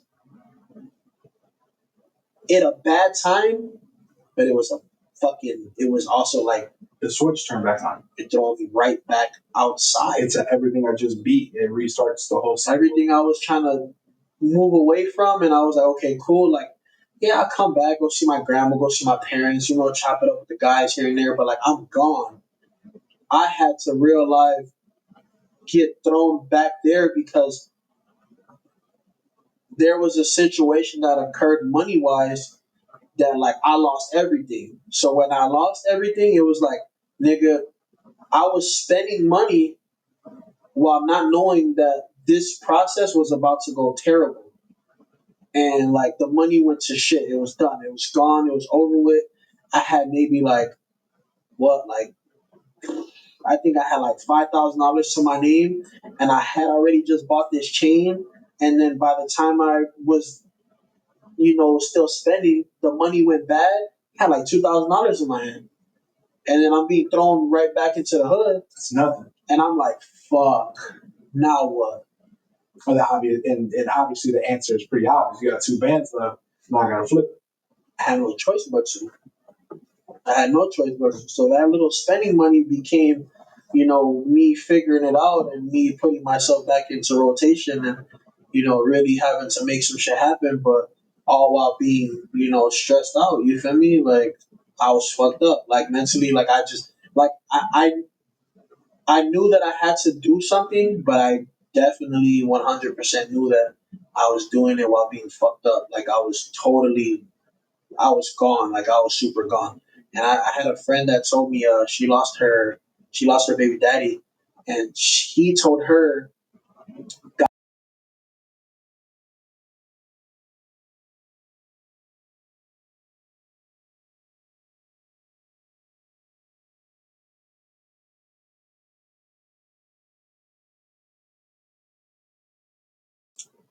Okay, we're good. good. Yeah, yeah. Yeah, She said, God forbid. yeah. So I had a friend that she lost her baby daddy, and she told me that he told her, God forbid something ever happens to me, um, you got 2 days to figure everything out. You have 2 days. You anything past 2 days, everything's gonna go to shit. That phone that you got with all those custodies and shit like that, they're gonna find somebody else. All that weeping and crying in the fucking crib for a week straight, not gonna happen. You're not answering your phone. You're not making no money. You're not making shit happen. It's over with. It's done. It's done. Everybody's gonna find something to do and go find somebody else to, get what they gotta get from somebody else. And there goes your money. There goes your bills. There goes your kids. There goes yourself. All that is done. It's over with. You got 2 days to figure it out. If you don't figure it out in 2 days, it's shit. It's over with. And man, I was just, bro. I was like I said, I was doing what I had to do, but like I was fucked up. Like I was definitely fucked up. I was definitely hurt about the situation. But like I said, like I fucked up, so I had to just take it to the chin. You feel me? Like like And was there anyone at this time in your life, male figure, friend, anything like that, that you could have talked to about this, or did something that you so like I was running to him a lot. My brother Ortiz, my brother Vito, my little sister Mariah, she was very much present. My sister Desiree, my sister Crystal, like yeah, I was definitely like chimed in with them. Like they were dealing with me 24/7, all the little episodes, and me being sad and me being upset at what I did, and me trying to like pick myself up and like still wake up and go outside and go to work and make some money and but like me having my daughter present was always like that was the switch. Like all that shit was out the window. Like I know what I did was wrong. I know I fucked everything up, but I still have this. Like I still have what I made. So I was cool. You feel me? Like, and I still feel like that to this day. Like she makes everything better. For sure. Everything better. Oh my gosh, she's literally That's something a lot of fathers can relate she's to. literally the fucking sunshine of the darkness of whatever's going on. Like you get around Mila and it's just beautiful. Like it's just she's a fucking clown. She's literally me but a baby. Here. She's advancedly me but 5. She's hilarious. And I say that too, like I say all the time, is like my kids are spitting images of me, but separated. Mm-hmm. My son is an amazing soul, but he's sensitive. He's very sensitive, and You let him be. That's good. exactly. And I kind of let him explain, like, and if you're like, well, sports and this, and I'm like, nah, it's his choice. I'm not going to push my childhood dreams onto him, Right. because we didn't have sports at Humble Park. We had one team. We had that Patriots or Trojans, and that was was it. $350 to get on. That shit was over with, and our parents didn't have it. You feel me? They didn't have it, and it's like I'm not pushing it on my son. Right. And on my daughter, she's polar opposite. My daughter's a hard body. That's a thug right there. Right. I said to this day, that little girl was like, yeah. So I'm saying you put her in the hood, she'll thrive. Like you put her on the block, that's her block. She's gonna That start bitch bringing 15 a day. like I say it all the time, is that they're two separate personalities, Yeah. but they're pure. I feel like they're the purest version of me. Me before the hurt, me before the pain, me before everything in my life felt like it was too out of reach. Yeah. And it's like, did you ever feel comfortable talking about emotions like that? Did you ever find yourself able to talk about emotions? So I've always been tapped in with myself. You feel me? Like after a specific age, I can't really tell you what age, but like I definitely was already tapped in with myself, and I could talk about how I felt, and I could open up to, like I wouldn't let you do no shit to me and not talk about it. Like, like that's not happening. Like, so that was always good, But there was just certain people that I could go to, and I could talk to, and that's also something we tapped in before that we talked about is find your person, like find somebody that you love genuinely that doesn't want shit from you besides for you to be a better person and fucking open up to them, because like that's hard. It's very hard. It's very hard because I know a lot of people who use me on a daily basis as a resource. You feel me? Like they use me as a resource. They, a lot of people chime in with me because they feel like I could make it happen. And a lot of people call me, "Oh, you're Mr. Make It Happen. You're always doing this. You're always making some shit work." Like, and they just trust me with their situation. But find a person that you could trust, you could love, you can care for, and it's at fucking zero cost. Like when you call them and you're going through it, they're like, "Hold on, bro, get the fuck up. Like we're not doing that." Like, and do you feel safe doing that though? Hell yeah. Now I do. It took time. Like I've lost people that I've opened up to, and they were there for different reasons. Like I would open up to you, and then 2 hours later, you're like, "Hey, I could borrow 250." Motherfucker. I just cried to you, dog. Son of a bitch. You feel me? But then there's, like I said, there's niggas like him that is like, I'm opening up to him, and while I'm opening up to him, he's like, okay, this is what I'm going through. So I'm like, okay, so now we're having a fucking session where we're chopping it up, and we're like, okay, so you're gonna do this, and I'm gonna do that, and you're gonna try to figure this out, while I'm gonna try to figure that out. But if we need each other, we're gonna tune back in here, and we're gonna figure it out. And do you feel like that it always needs to be a two-way street, or is that something that can happen one way? I have, well, shit. I didn't have people that was just there for me. You feel me? Like there's been different times. You feel me? Like I was there for you, and my life was going great. And then everybody has their fall where they go through something and they need somebody, and now your life's together. At one point, your life was not together. Yeah, for sure. I can say that confidently. Yeah, you were going through the worst shit. I just pulled up and I was like, "Damn, nigga, it's a nice car out there, nice crib. You feel me? You got the family. Like you're tucked off, you're away. You're like you've been gone for a while. Like So I applaud you. You feel me? I'm definitely way more proud of you than you could probably ever even think of, because there was a time where you would have never thought this. Yeah. You would have never thought you would have had this. You feel me? You would have never. We would have never thought we'd have nice sofas. Yeah, you yeah. feel me? Like, We got sofas and shoes once a year. yeah. You feel me? It Like, wasn't tax time. He wasn't getting that. yeah, you was. You definitely. And then you feel me? Some of us, some of our parents who they were getting their sofas repoed by fucking Ashley halfway through the Furniture. year. After the taxes, came across and they didn't pay that shit for 2 months, it was over with. We need them sofas back. Some more friends that even have sofas too. Sitting on beach chairs in the crib. We talk about, I won't even say the name, but the person who lived a few doors down from you, and he unfortunately, is in a position where his life is gone. Mom crackhead, dad crackhead, auntie crackhead, uncle crackhead, grandma passed away of cancer. Like, he didn't have nobody. Mom fixed herself and then passed away. And then died. Yeah, as well. You feel me? So, like, he didn't have shit. You feel me? Like, he had what was in that crib that's been there since the 90s, since the 80s. Like, so, like, even him coming over to the crib and, like, eating and showering and us giving him clothes and shoes and, just little stuff, like, he was always appreciative to it because he didn't have nobody. And it's crazy because, but he was never vocal. Like, it was just like, whatever, stand tall. Got to take it to the chin. This is the card that God dealt me. I got to deal with it, and it's fucked up because it wasn't no regular cards. Mm-hmm. I knew I was gonna lose. He lost. He still lost. Yeah, 100%. He fucking lost. You feel me? What is he doing? 37 years? Yeah, 37. That's some years. Yeah. At a teenager. No probation. No nothing. He was a kid. He's a kid. Yeah. So you think about it, right? You take people from our neighborhood and you give them different circumstances. Something. Anything. Love, affection. They make it out. Something. I can't say it too cocky, but I can say it confidently. Everybody who's been around me that I sheltered and I big broed, they're all good dads.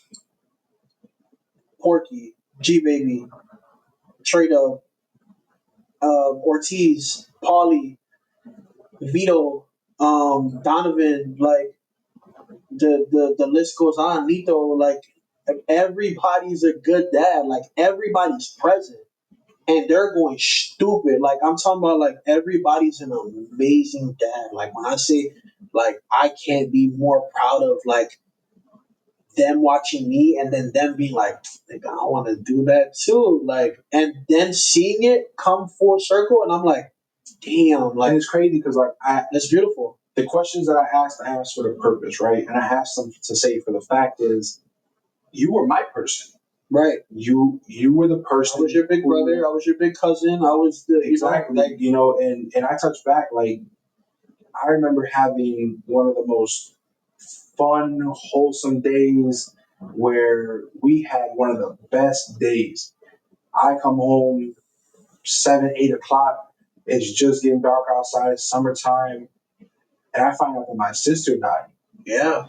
And this is after we've had. I remember this day being beautiful, bro. Yeah, I remember us having a beautiful day, and it was doing nothing out of the normal. Yeah. I just remember the day being so high. I remember just having this memory of this beautiful day, and I walked into the house, and my mom's like, "I need to talk to you."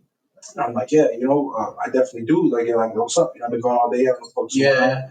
And she's like, and no, nothing, just raw, no emotion. Your sister's dead. What? I know my sister's sick. Yeah. I'm very aware she's sick. I'm very aware she's going through this. And all I could do was want to come back to you. And I literally tried to, kind of rip my mom away. I'm trying to walk down the stairs. Like, I'm trying to go back outside. I'm trying to do this, trying to get away. And I remember I was gone for like 2 weeks or so. And you're the first person I talked to when I came back. Mm-hmm. And we had the conversation. I said, if I ever have a daughter, I would name my daughter Vanessa. Mm-hmm. I would name her after my sister. Yeah. And you made me the T-shirt that day. You made me you drew it with Sharpie. Yeah. You made it on your living room table, in the kitchen, on the dining room table, the marble on the black joint. Yeah. He made it for me right there. He's like, I want a T-shirt. You know, we can't afford it, but I want it. Yeah, we didn't have no money to get Yeah, our there was- t-shirts. There was no air spray. This We was didn't have no this money was for that. purely your talent Yeah. on the table, and you made me probably one of the most beautiful things, you know. And it's amazing because, like I said, you were the first person that I can confidently say I'm okay with sharing my emotions to. Right. I'm okay with you being that big brother. I'm okay with taking your advice. I'm okay with the fact that of knowing like, hey, this will never come back to me. Right. This will never be used against me. This will never be This made is into always a gonna joke. be lit. This is always gonna be used in love. Like, Yeah. hey, we talked about this before. You need to get it together. Like, we gotta, you know, dive deep in this shit, and we gotta make some shit happen. Like, yeah, never maliciously, to throw it at you or anything like that. Like, it's, you know, it's always been love. It's always been respect. You've always been, you know, a good brother to me. And like I said, you feel me? Like, you know, what came from me, you know, trickled down to y'all. And like I said, I'm not the best dad. I struggle every day with thinking tomorrow got to be better. Next year got to be even 10 times better. You feel me? Like, we only took one vacation this year. Next year we got to take two. You know, like, I don't care what it is. Like, all the shit we did this year, we got to fucking go harder next year. Like, you know, to the point where, like, I'm always trying to be better. I want to be the best. And when I can go through Instagram, Facebook, Snapchat, whatever social media platform, text messages, all type of phone calls, like, I get told I'm a amazing, beautiful dad all the time. And I swear to God, I can say this, it does not do nothing to me. And it never did nothing to me until my kids started saying it. That shit made me, what? You got girls telling you, oh, you're the best dad in the world. You got your boys like, man, bro, you're just the best dad. Your parents are telling you, your brothers are telling. That shit never meant nothing to me. Like, I was always like, oh, thanks. But in my head, I'm like, I gotta do better. Because in my head, I'm still thinking like, I have to do better. I want to do better. When she started saying that, when the first time she ever cried like a girl, like a little bitch, because she was like, Dad, you're the best dad ever. And I was like, for real? Like, for real? Like, what did you say? Like, and it was just like you're like, or just little shit. I pick her up from school, she'll grab a little sticker that's on her little book and she'll put it on my hand. She'll be like, this is for being the best dad in the world. Like, that shit, like, Awesome. it just, like, she doesn't know how small that is. She thinks it's the biggest thing. It's a sticker. It's something so small to me, but it's just like, it holds so much weight. And like I say, I hear it. I hear it 1,000 times a week. Oh, you're such an amazing dad. You're doing such a good job. Keep going. Keep pushing. Keep this. Keep that. Like, it's literally in one ear, out the other. Like, when I hear from her, That's what it matters. oh my God, bro, it's so beautiful. Like, you don't even understand. And I got multiple god kids. I think I have about like 7. And just that alone tells you, like, you're such a good dad, and you're such a good person that we trust you with our kid. You feel me? Like, I trust you enough with my kid that nobody could tell me nothing else. You feel me? Like, to the point where, like, God forbid something happened to me, you would be me. You know? And now that you're a father, now that you're in fatherhood, 5 years now, probably a little bit more. Yeah. How did it change the view of your own father? Okay, so I realized that my dad didn't do enough. I realized that my dad chose the streets over his home, and that's what got him where he's at now. You feel me? Like, he chose to be the biggest that he could be. And let me rephrase, right? And because I know your biological father, he passed, Yeah, but your stepfather was very much active. And I remember even growing up, there was times where you just didn't see eye to eye. You were like, man, yeah. how did from that point of view? So shit, really, like, there is no point of view, really. Like, Yeah.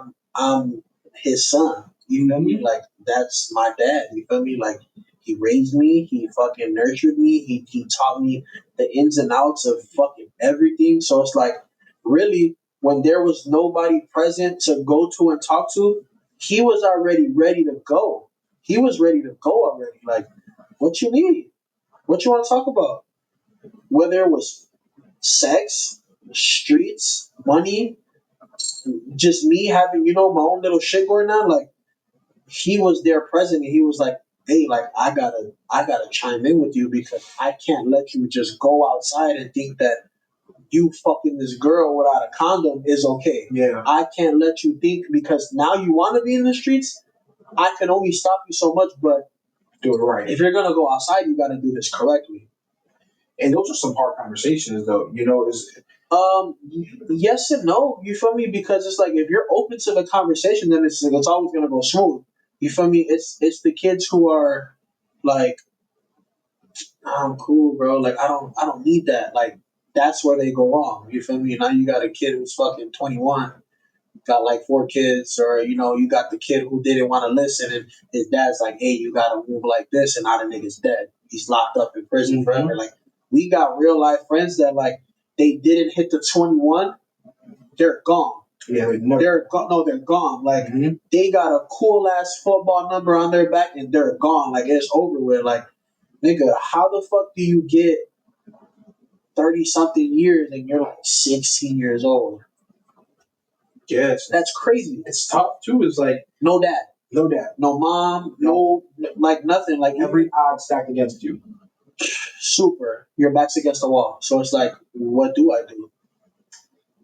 And it's crazy because like as much as we looked out for each other and as much as we could help each other, a lot of that shit was inevitable for a lot of us. Yeah. There was a lot of factors and things at hand that we truly had no control over. No, not at all. And it's like And because we were kids, so it was like, who the fuck was gonna listen to a bunch of kids under 15 years old? Like, get the fuck out of here, for sure.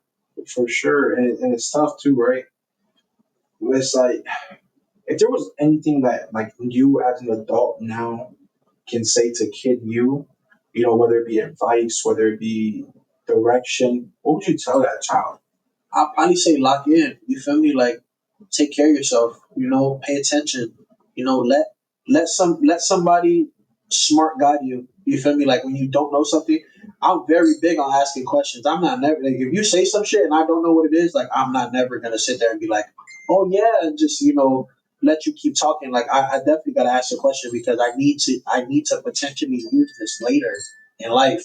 You feel me? And like I feel like that's just what it was. Like I said, I was running around with a chip on my shoulder, and I just wanted to be something that I guess I wasn't. You feel me? And I was just trying to prove a point to everybody else around me. Like I got back from Florida, and everybody was just so excited to see me. Like this nigga's son is here.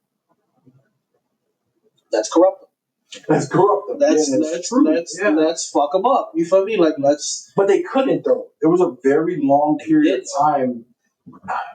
Up until I figured certain shit out, like they did, like obviously we were never like on count, because of certain reasons. You feel me? But it was just like they tried so hard. Come on, come over here. We'll give you this. We'll give you that. And it was like it was so appealing because we didn't have it. Who didn't want to be 14 with 20 pounds of weed and a gun in a car? Yeah. And a little slot somewhere? Like that shit sounded cool because everybody was doing it. And who didn't want to have 20 people behind you no matter what? Right, like they were trying to give me that, so I'm like sitting there like, nah. Because then my biggest thing was if I did it, my brother was gonna do it. You feel me? Like I just couldn't have that. You feel me? So like, yeah, we stand on the principles that we stand on now, and with the hood, we got our own understanding and our own love because we've been there for forever. You feel me? We love them, they love us. You feel me? And I'm so loyal to my neighborhood and my brothers that like, I don't broke my mom's heart about this shit. You feel me? But it just is what it is because there's been times where she couldn't be there because that's just not her place, and they were there. You feel me? Like he's been there a lot. You feel me? Like emotionally and physically, like he's been there a lot. Like to the point where it was like, how can I not thank him? How can I not thank them? You feel me? Like there's been times where I was in the jam and my back was against the wall, and I was like, "Hey, bro, come over here." and they came, and it's like you wasn't gonna call your mom to fight with 5 other niggas that was from the other side of the park. Nah, I'm gonna call the guys. Me and the guys gonna get it busting, And they're gonna come. and they came. You feel me? And they always came, and because they always came, so did I. You feel me? I was always present when it was my turn to be, you know, the aid and assist or whatever the case may be. So, um, And you think that's just because of our environment? it's just about being righteous, bro. It's just about being righteous to who love you.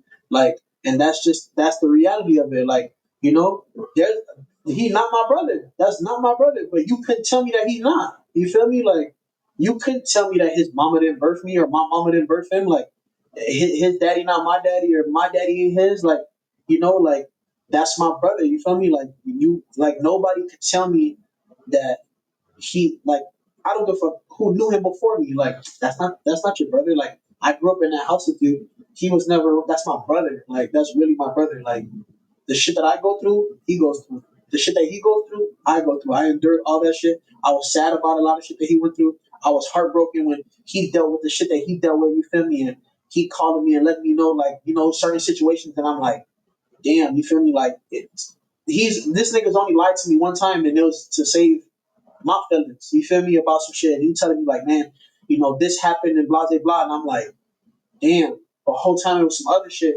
And when I found out the truth behind it, I was happy. I was proud of him. Like, damn, finally. You feel me? Because if it wasn't for that, this would have occurred and you'll fuck out be dead. You feel me? Like, and it is what it is. You feel me? Like we can't come back from that. You feel me? But like, can nobody, can nobody tell me like who to not be loyal and righteous to, who's been that to me. You feel me? Like my whole hood has not been loyal and righteous to me. You feel me? And that's why I separate myself from them certain individuals. And it's just what's up. You feel me? Love. It's always gonna be love. But then there's them niggas that call and I'm gonna jump out of my bed every time because they've done it for me. You feel me? Like they've definitely done it for me, and that just shows the righteousness behind it. You feel me? Like that just shows like that's real love. You feel me? And even though we didn't come out the same crib and we didn't come out the same pussy and we don't have the same blood, like that shit don't mean that you treat them like throwaways. You feel me? Yeah, Like yeah. nah, hell nah. Like that's still my brother. You feel me? And I definitely got to make sure that you know. Shit, we all kicking it one day and he ain't got no right. Make sure that nigga gets home. I don't give a fuck how late you get in. Make sure he gets home because him walking home or him jumping on a bus at 3, 4 in the morning Yeah, up life. North Avenue, that shit could be terrible. You feel me? That's Like, life right there. if he ain't got nowhere to stay and he live far, let that nigga sleep in your crib. You feel me? Like that nigga's hungry. You got some extra money, nigga. We done split down to the cents. Like, damn, I only got $10. All right, cool. You get something off the dollar menu. You get something off the dollar menu. So are you. We all sharing a soda. Like Simple. it's simple, and we done came so far of being that close that now we all got our own money. We're all buying each other's kids gifts and shit for their birthdays, and we all showing each other love and like just different affection that we wouldn't have done like back in the day with the next motherfucker. You feel me? Like, and it went from a $10 splitting between 4 niggas to us loving each other unconditionally. Like I said, like the nigga real life came to me and was like, "Yeah, I want you to be my daughter's godfather. Like she loves you so much that like she wants you to be her godfather, knowingly and already actively having one. You feel me? Like I don't want him to be my god. I want him to be my godfather. Like this is somebody I love. I look up to. Like I want him to be around. Like like." And that shows a lot to your character too. For a child. Yeah, 100%. Volumes to you. You created and conjured an environment that was safe for that kid. You created a relationship and a bond where it's like, man, this is who I feel safe with. Yeah. If something happens to I don't think some kids understand the extent of the godfather. I don't think there's some godparents that understand the extent of being a godparent. Yeah. And it's like, God forbid. God forbid something happened to me. This is yours. You feel me? Like you have to take full control. Like me and my mom, the dad and the mom in a car accident, they die. Like nigga, you have to step in and be that parent, that figure now. Like you can't step back now and be like, now what? You feel me? Like you gotta do something and you gotta go all in. And like when it comes to the kids, like that's me, the Godfather. Literally, like you gotta just go. You gotta show everybody the same love, but you also gotta make sure that you take care of everybody individually for as sure. their own character. And you being 31, I'm 27 now, right? And we touched on it a few times actually. Did you foresee yourself making it to this age? Never, 100%, never. I never thought. I celebrated 30 to myself. I celebrated 30 like just to me. Like I was very emotional because it's like I said, I never thought I was gonna see 21. So seeing 21 was beautiful. Seeing 18 was even more beautiful because I didn't think that. Like you feel me? Like I didn't think I was gonna see 18. So then me getting shot at 19 was like I'm not gonna see 21. So 21 was an accomplishment to me. Yeah, you Getting a high school diploma was an accomplishment to me.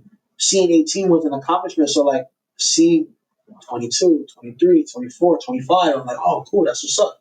30, damn, that's what's up. Now you got a kid. That's even more beautiful. Like all the shit that we look back at that we normalize as okay. You know, damn, he was 14 years old, he got shot, he died. Damn, this nigga didn't see, he didn't see no 20s, he's 16 years old, locked up forever. Like, like we normalize that shit and we think that it was okay because it happened so frequently. We lost a lot of friends to that shit and it was just okay. Like, so seeing it and dealing with it and becoming it was like, okay, like, damn, I'm one of God's favorites, you feel me? Because of all the shit that I done went through and I done dealt with and I didn't have to like, take to the chin. You feel me? Like, and you referenced God a few times. Is that something you find that you can confide in religion, or is it something that you kind of just do? I'm not gonna lie and say I read the Bible every day. I go to church. Nothing. I just know that I'm one of His favorites. I know that I'm very much protected by Him. I know that I'm very much loved by Him because of everything that I've been through. If there was no Him, there is no me. You feel me? Like if I was out there doing whatever I was doing and I made it home, when I make it inside my door and I lock it, I feel as safe as possible. I made it home. There's nothing else to talk about. I made it back home. That's amazing too, right? So let's circle back kind of to our childhood, and this is kind of a question that's more so aimed at me than it is aimed at you. What's something that you saw me go through that I may have not noticed or may have been like, damn, this person's really going through that? Man, Because I mean, you were there.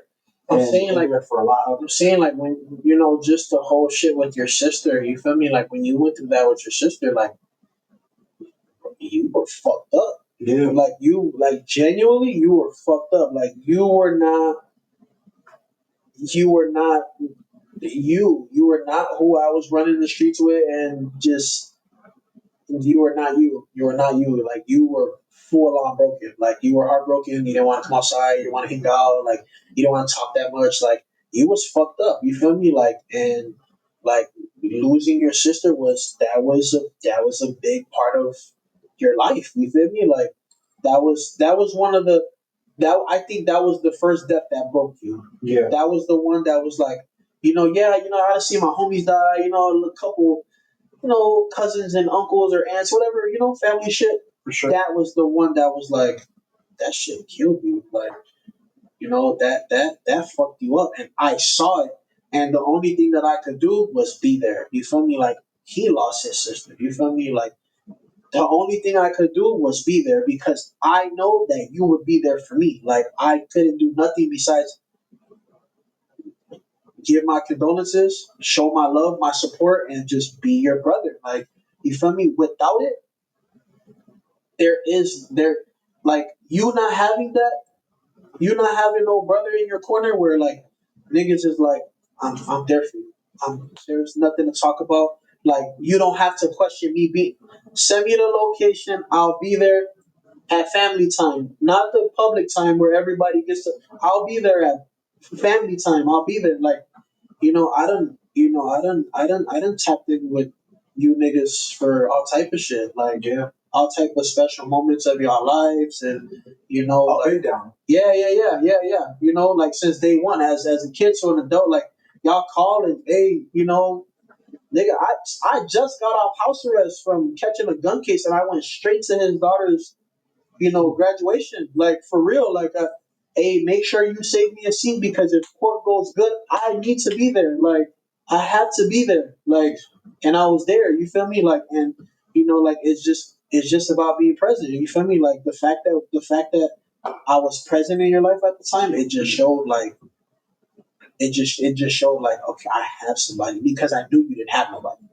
Like I real life knew that like you, Ralphie, Jojo, Whitewood Joey, you feel me? Like and many more was like looking at me like big bro, like that's my big brother. What's Like next almost? what's gonna happen next? You feel me? Like if he's not here, shit, realistically, we don't go outside. Like we're not gonna all kick it. We're gonna kick it in the crib or in the backyard or something, play some games. But like we're all coming outside with Big Bro, like as you know, the leader of this shit. But we could go to him, like you know, like And he was that guy. and as quiet as it was, being present quietly was so much for y'all No, for sure. because honestly it was never really conversation. And I don't think it at that point in that age we could have had a conversation that would have been more productive than the silence. Yeah, Because the fact that you were there, it was enough. the fact that you know, like, hey, you're going through this, you see this pain, you see this suffering, you see this loneliness, and you're there, that does enough to keep you rolling. 1,000%. And which it did, 100%. Because I remember vividly, like, and it's funny because like I talked to my sister and I have an older sister as well, and I talked to her, and she said, "Man, if you were to tell anyone your story, you were to tell anyone your situation, you had every singular odds stacked against you. Yeah, 100%. You were supposed to Yeah. be nothing. Single mom, no dad present. You feel me? There was just a little bit of everything going on in and out. Like, you know, a lot of like I said, some of us had something, some of us had nothing. You feel me? And the ones who had nothing, they were literally like, I had to use every little bit of nothing to make something happen. Anything happen. Anything. It didn't matter what it was. Like little shit like shoes and a new T-shirt. Like that shit was like we flaunted that shit. Had to. That's all we had. We flaunted it. Like we real like the OG didn't have shit and like yeah, I'll buy you new. We had just little shit. Fucking new school clothes. Like y'all flaunted that shit like to the T. Like Had even to. if it was sneakers one time a year, like you guys flaunted it. But it was just so like it was a norm because that's what we had at the time. Like we didn't have too much. You feel me? Like obviously, like I said, my life was a little bit different where like both of my uncles is doing their thing and my pops is doing his thing, my OG's doing their thing. Like so I'm getting shit all the time. You feel me?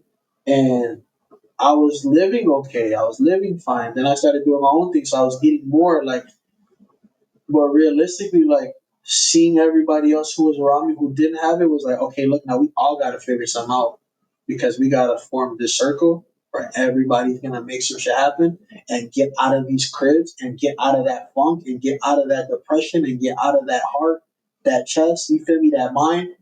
And we finna go get some money. We're gonna make it better for us and then take that shit back home. And then you go help OG, throw a little bit of groceries in the crib if you have to, or you try to fix your situation at home or whatever. Like we in real life been in cribs where niggas are sleeping on the floor. Me. Like Yeah, for real, like real life sleeping on the floor. One AC in the crib had to sleep. Yeah, hey, open all these doors up and fucking and hope for the best. and hope it gets a little bit chilly when it's hot outside. And hope this bitch don't get robbed. Like, You feel me? Like so that's yeah, we could definitely. And as we begin to kind of wrap this up, right? Is there anything that you've learned or anything that you would share with that younger raising self? Myself or somebody else? Both.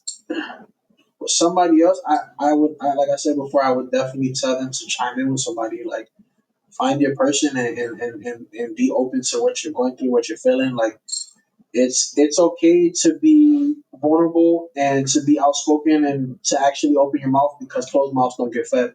And a lot of the niggas that got fed by my mom and my dad were being vulnerable with them. Like Yeah. some of them were with me where they're like, man, bro, like I don't have shit. Like, like man, like my mom don't cook or my mom be smoking rocks and like little shit. You feel me? Where like life was fucked up back home. We got roaches and rats in the crib and I don't have no bed and we don't got no furniture and the water's not working. There's no food in the fridge. The lights are barely on ever. There is no fucking computer and Wi-Fi. Like there is no like niggas is walking around with hand-me-downs and they're just Sure. So like you being open about your feelings to the people that you love, it's okay because a lot of people think that when that shit does come back and it's like, oh, you're poor, you ain't have shit, your mom was a fucking crackhead. Nigga, that's trials and tribulations, my nigga. The shit that you think is tea is piss. Yeah. You feel me? Like you're not saying nothing that's too crazy. Like nigga, I know how my life was, but there was that one person who heard, who listened, and took you in and showed you something different. Hey, look, if you need something, like you come over here, and like as unreal as it sounds, they were able to do that. Yeah. Like they were able to come and like real life get help. It wasn't the most help, but it was enough to like keep that light lit in their head. You feel me? The love, the affection, the meals, the baths, the heat, the AC, the fucking you being able to sleep somewhere like it was just a comfort. It was a super comfort zone, and you just gotta really find your people, and you can't sit around and hide that shit. Like the more you hide it, the deeper you get into your head, and the worse like you get for later. So my final question, right? What message would you share to men who are struggling right now? Men who just don't have hope, men who don't have nothing, men who are looking to make the jump into happiness, into healthy, into whether that be mental, physical, etc. What would your message be to that man? Talk to somebody. Definitely talk to somebody. Let somebody guide you. Like let somebody love you. You feel me? Because there's a lot of hurt niggas, and then they hurt other people. You feel me? Instead of them being like I said that light. But you also gotta find something. Like my light was my kid. Yeah. You feel me? Like 100%. Like you just gotta find something that you love. Confide in your sister, your brother, your dad, your mom. Like reach out and actually see if you could get a conversation out of somebody. And if they give it to you and they help you, keep that person. You feel me? Like, you gotta keep that person. Like the people I mentioned before, like I got my people. You feel me? Like I'm not reaching out to no new person to be like, hey, I'm going through some shit. Like, can you help? No, I'm not gonna talk. I'm gonna go to what I'm used to because this has helped me. This has got me out of that hole. This has got me out of that fucking dark place, like where I'm good. You feel me? Like I'm a okay. Like, and if you're gonna chime in with somebody, like I said, just make sure that they're there. You feel me? They're locked in with you. You feel me? Like all through and through. And for everyone out there today who kind of took the time out to view this from start to finish, I know there's a lot of you actually, and I'm extremely humbled and happy that everyone came out and everyone supported this because this is huge. This is a turning point. This is a point where we're now hopefully this. Like I said, like this is a Chicago icon.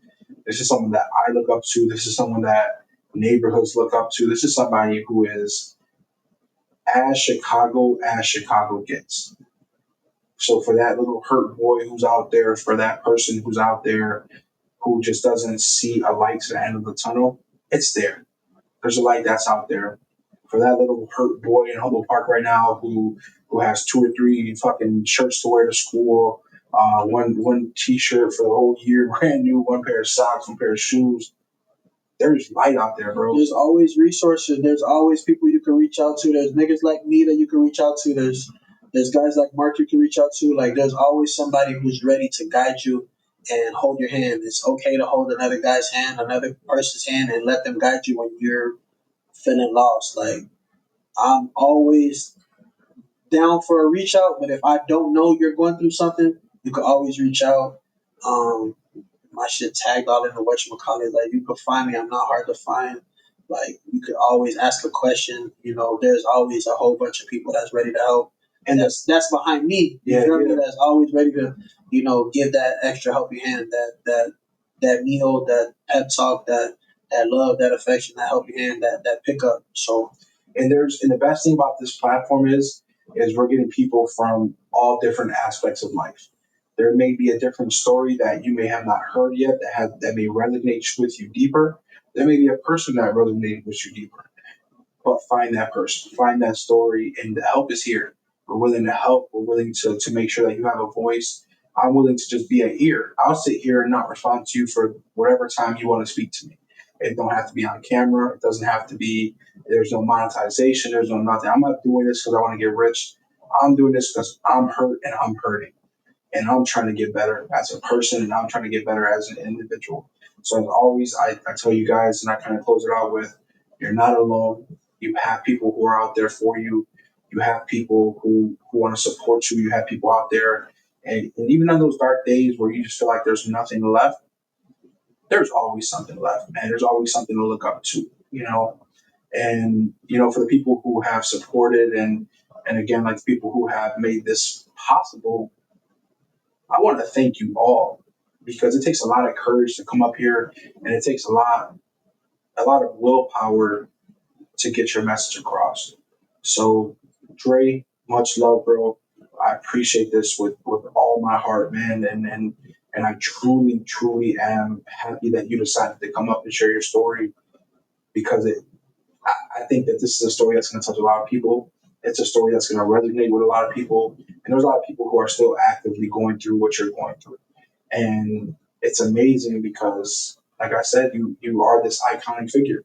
You're this person who people who are looking up to, and you just had enough courage to come on this platform and spill years of trauma, years of things that most people would crumble under. yeah, But you're holding strong, and you're out here every day making it happen. You're being an excellent father. You're being an amazing person in your community. You're doing all these amazing things. And I want to tell you, bro, I love you with all my heart, and I always have, and I'll always be here for you. And man, thank you. That's it. So everybody tuned in, much love, much appreciated. Thank you. Appreciate Thank you guys all for your time.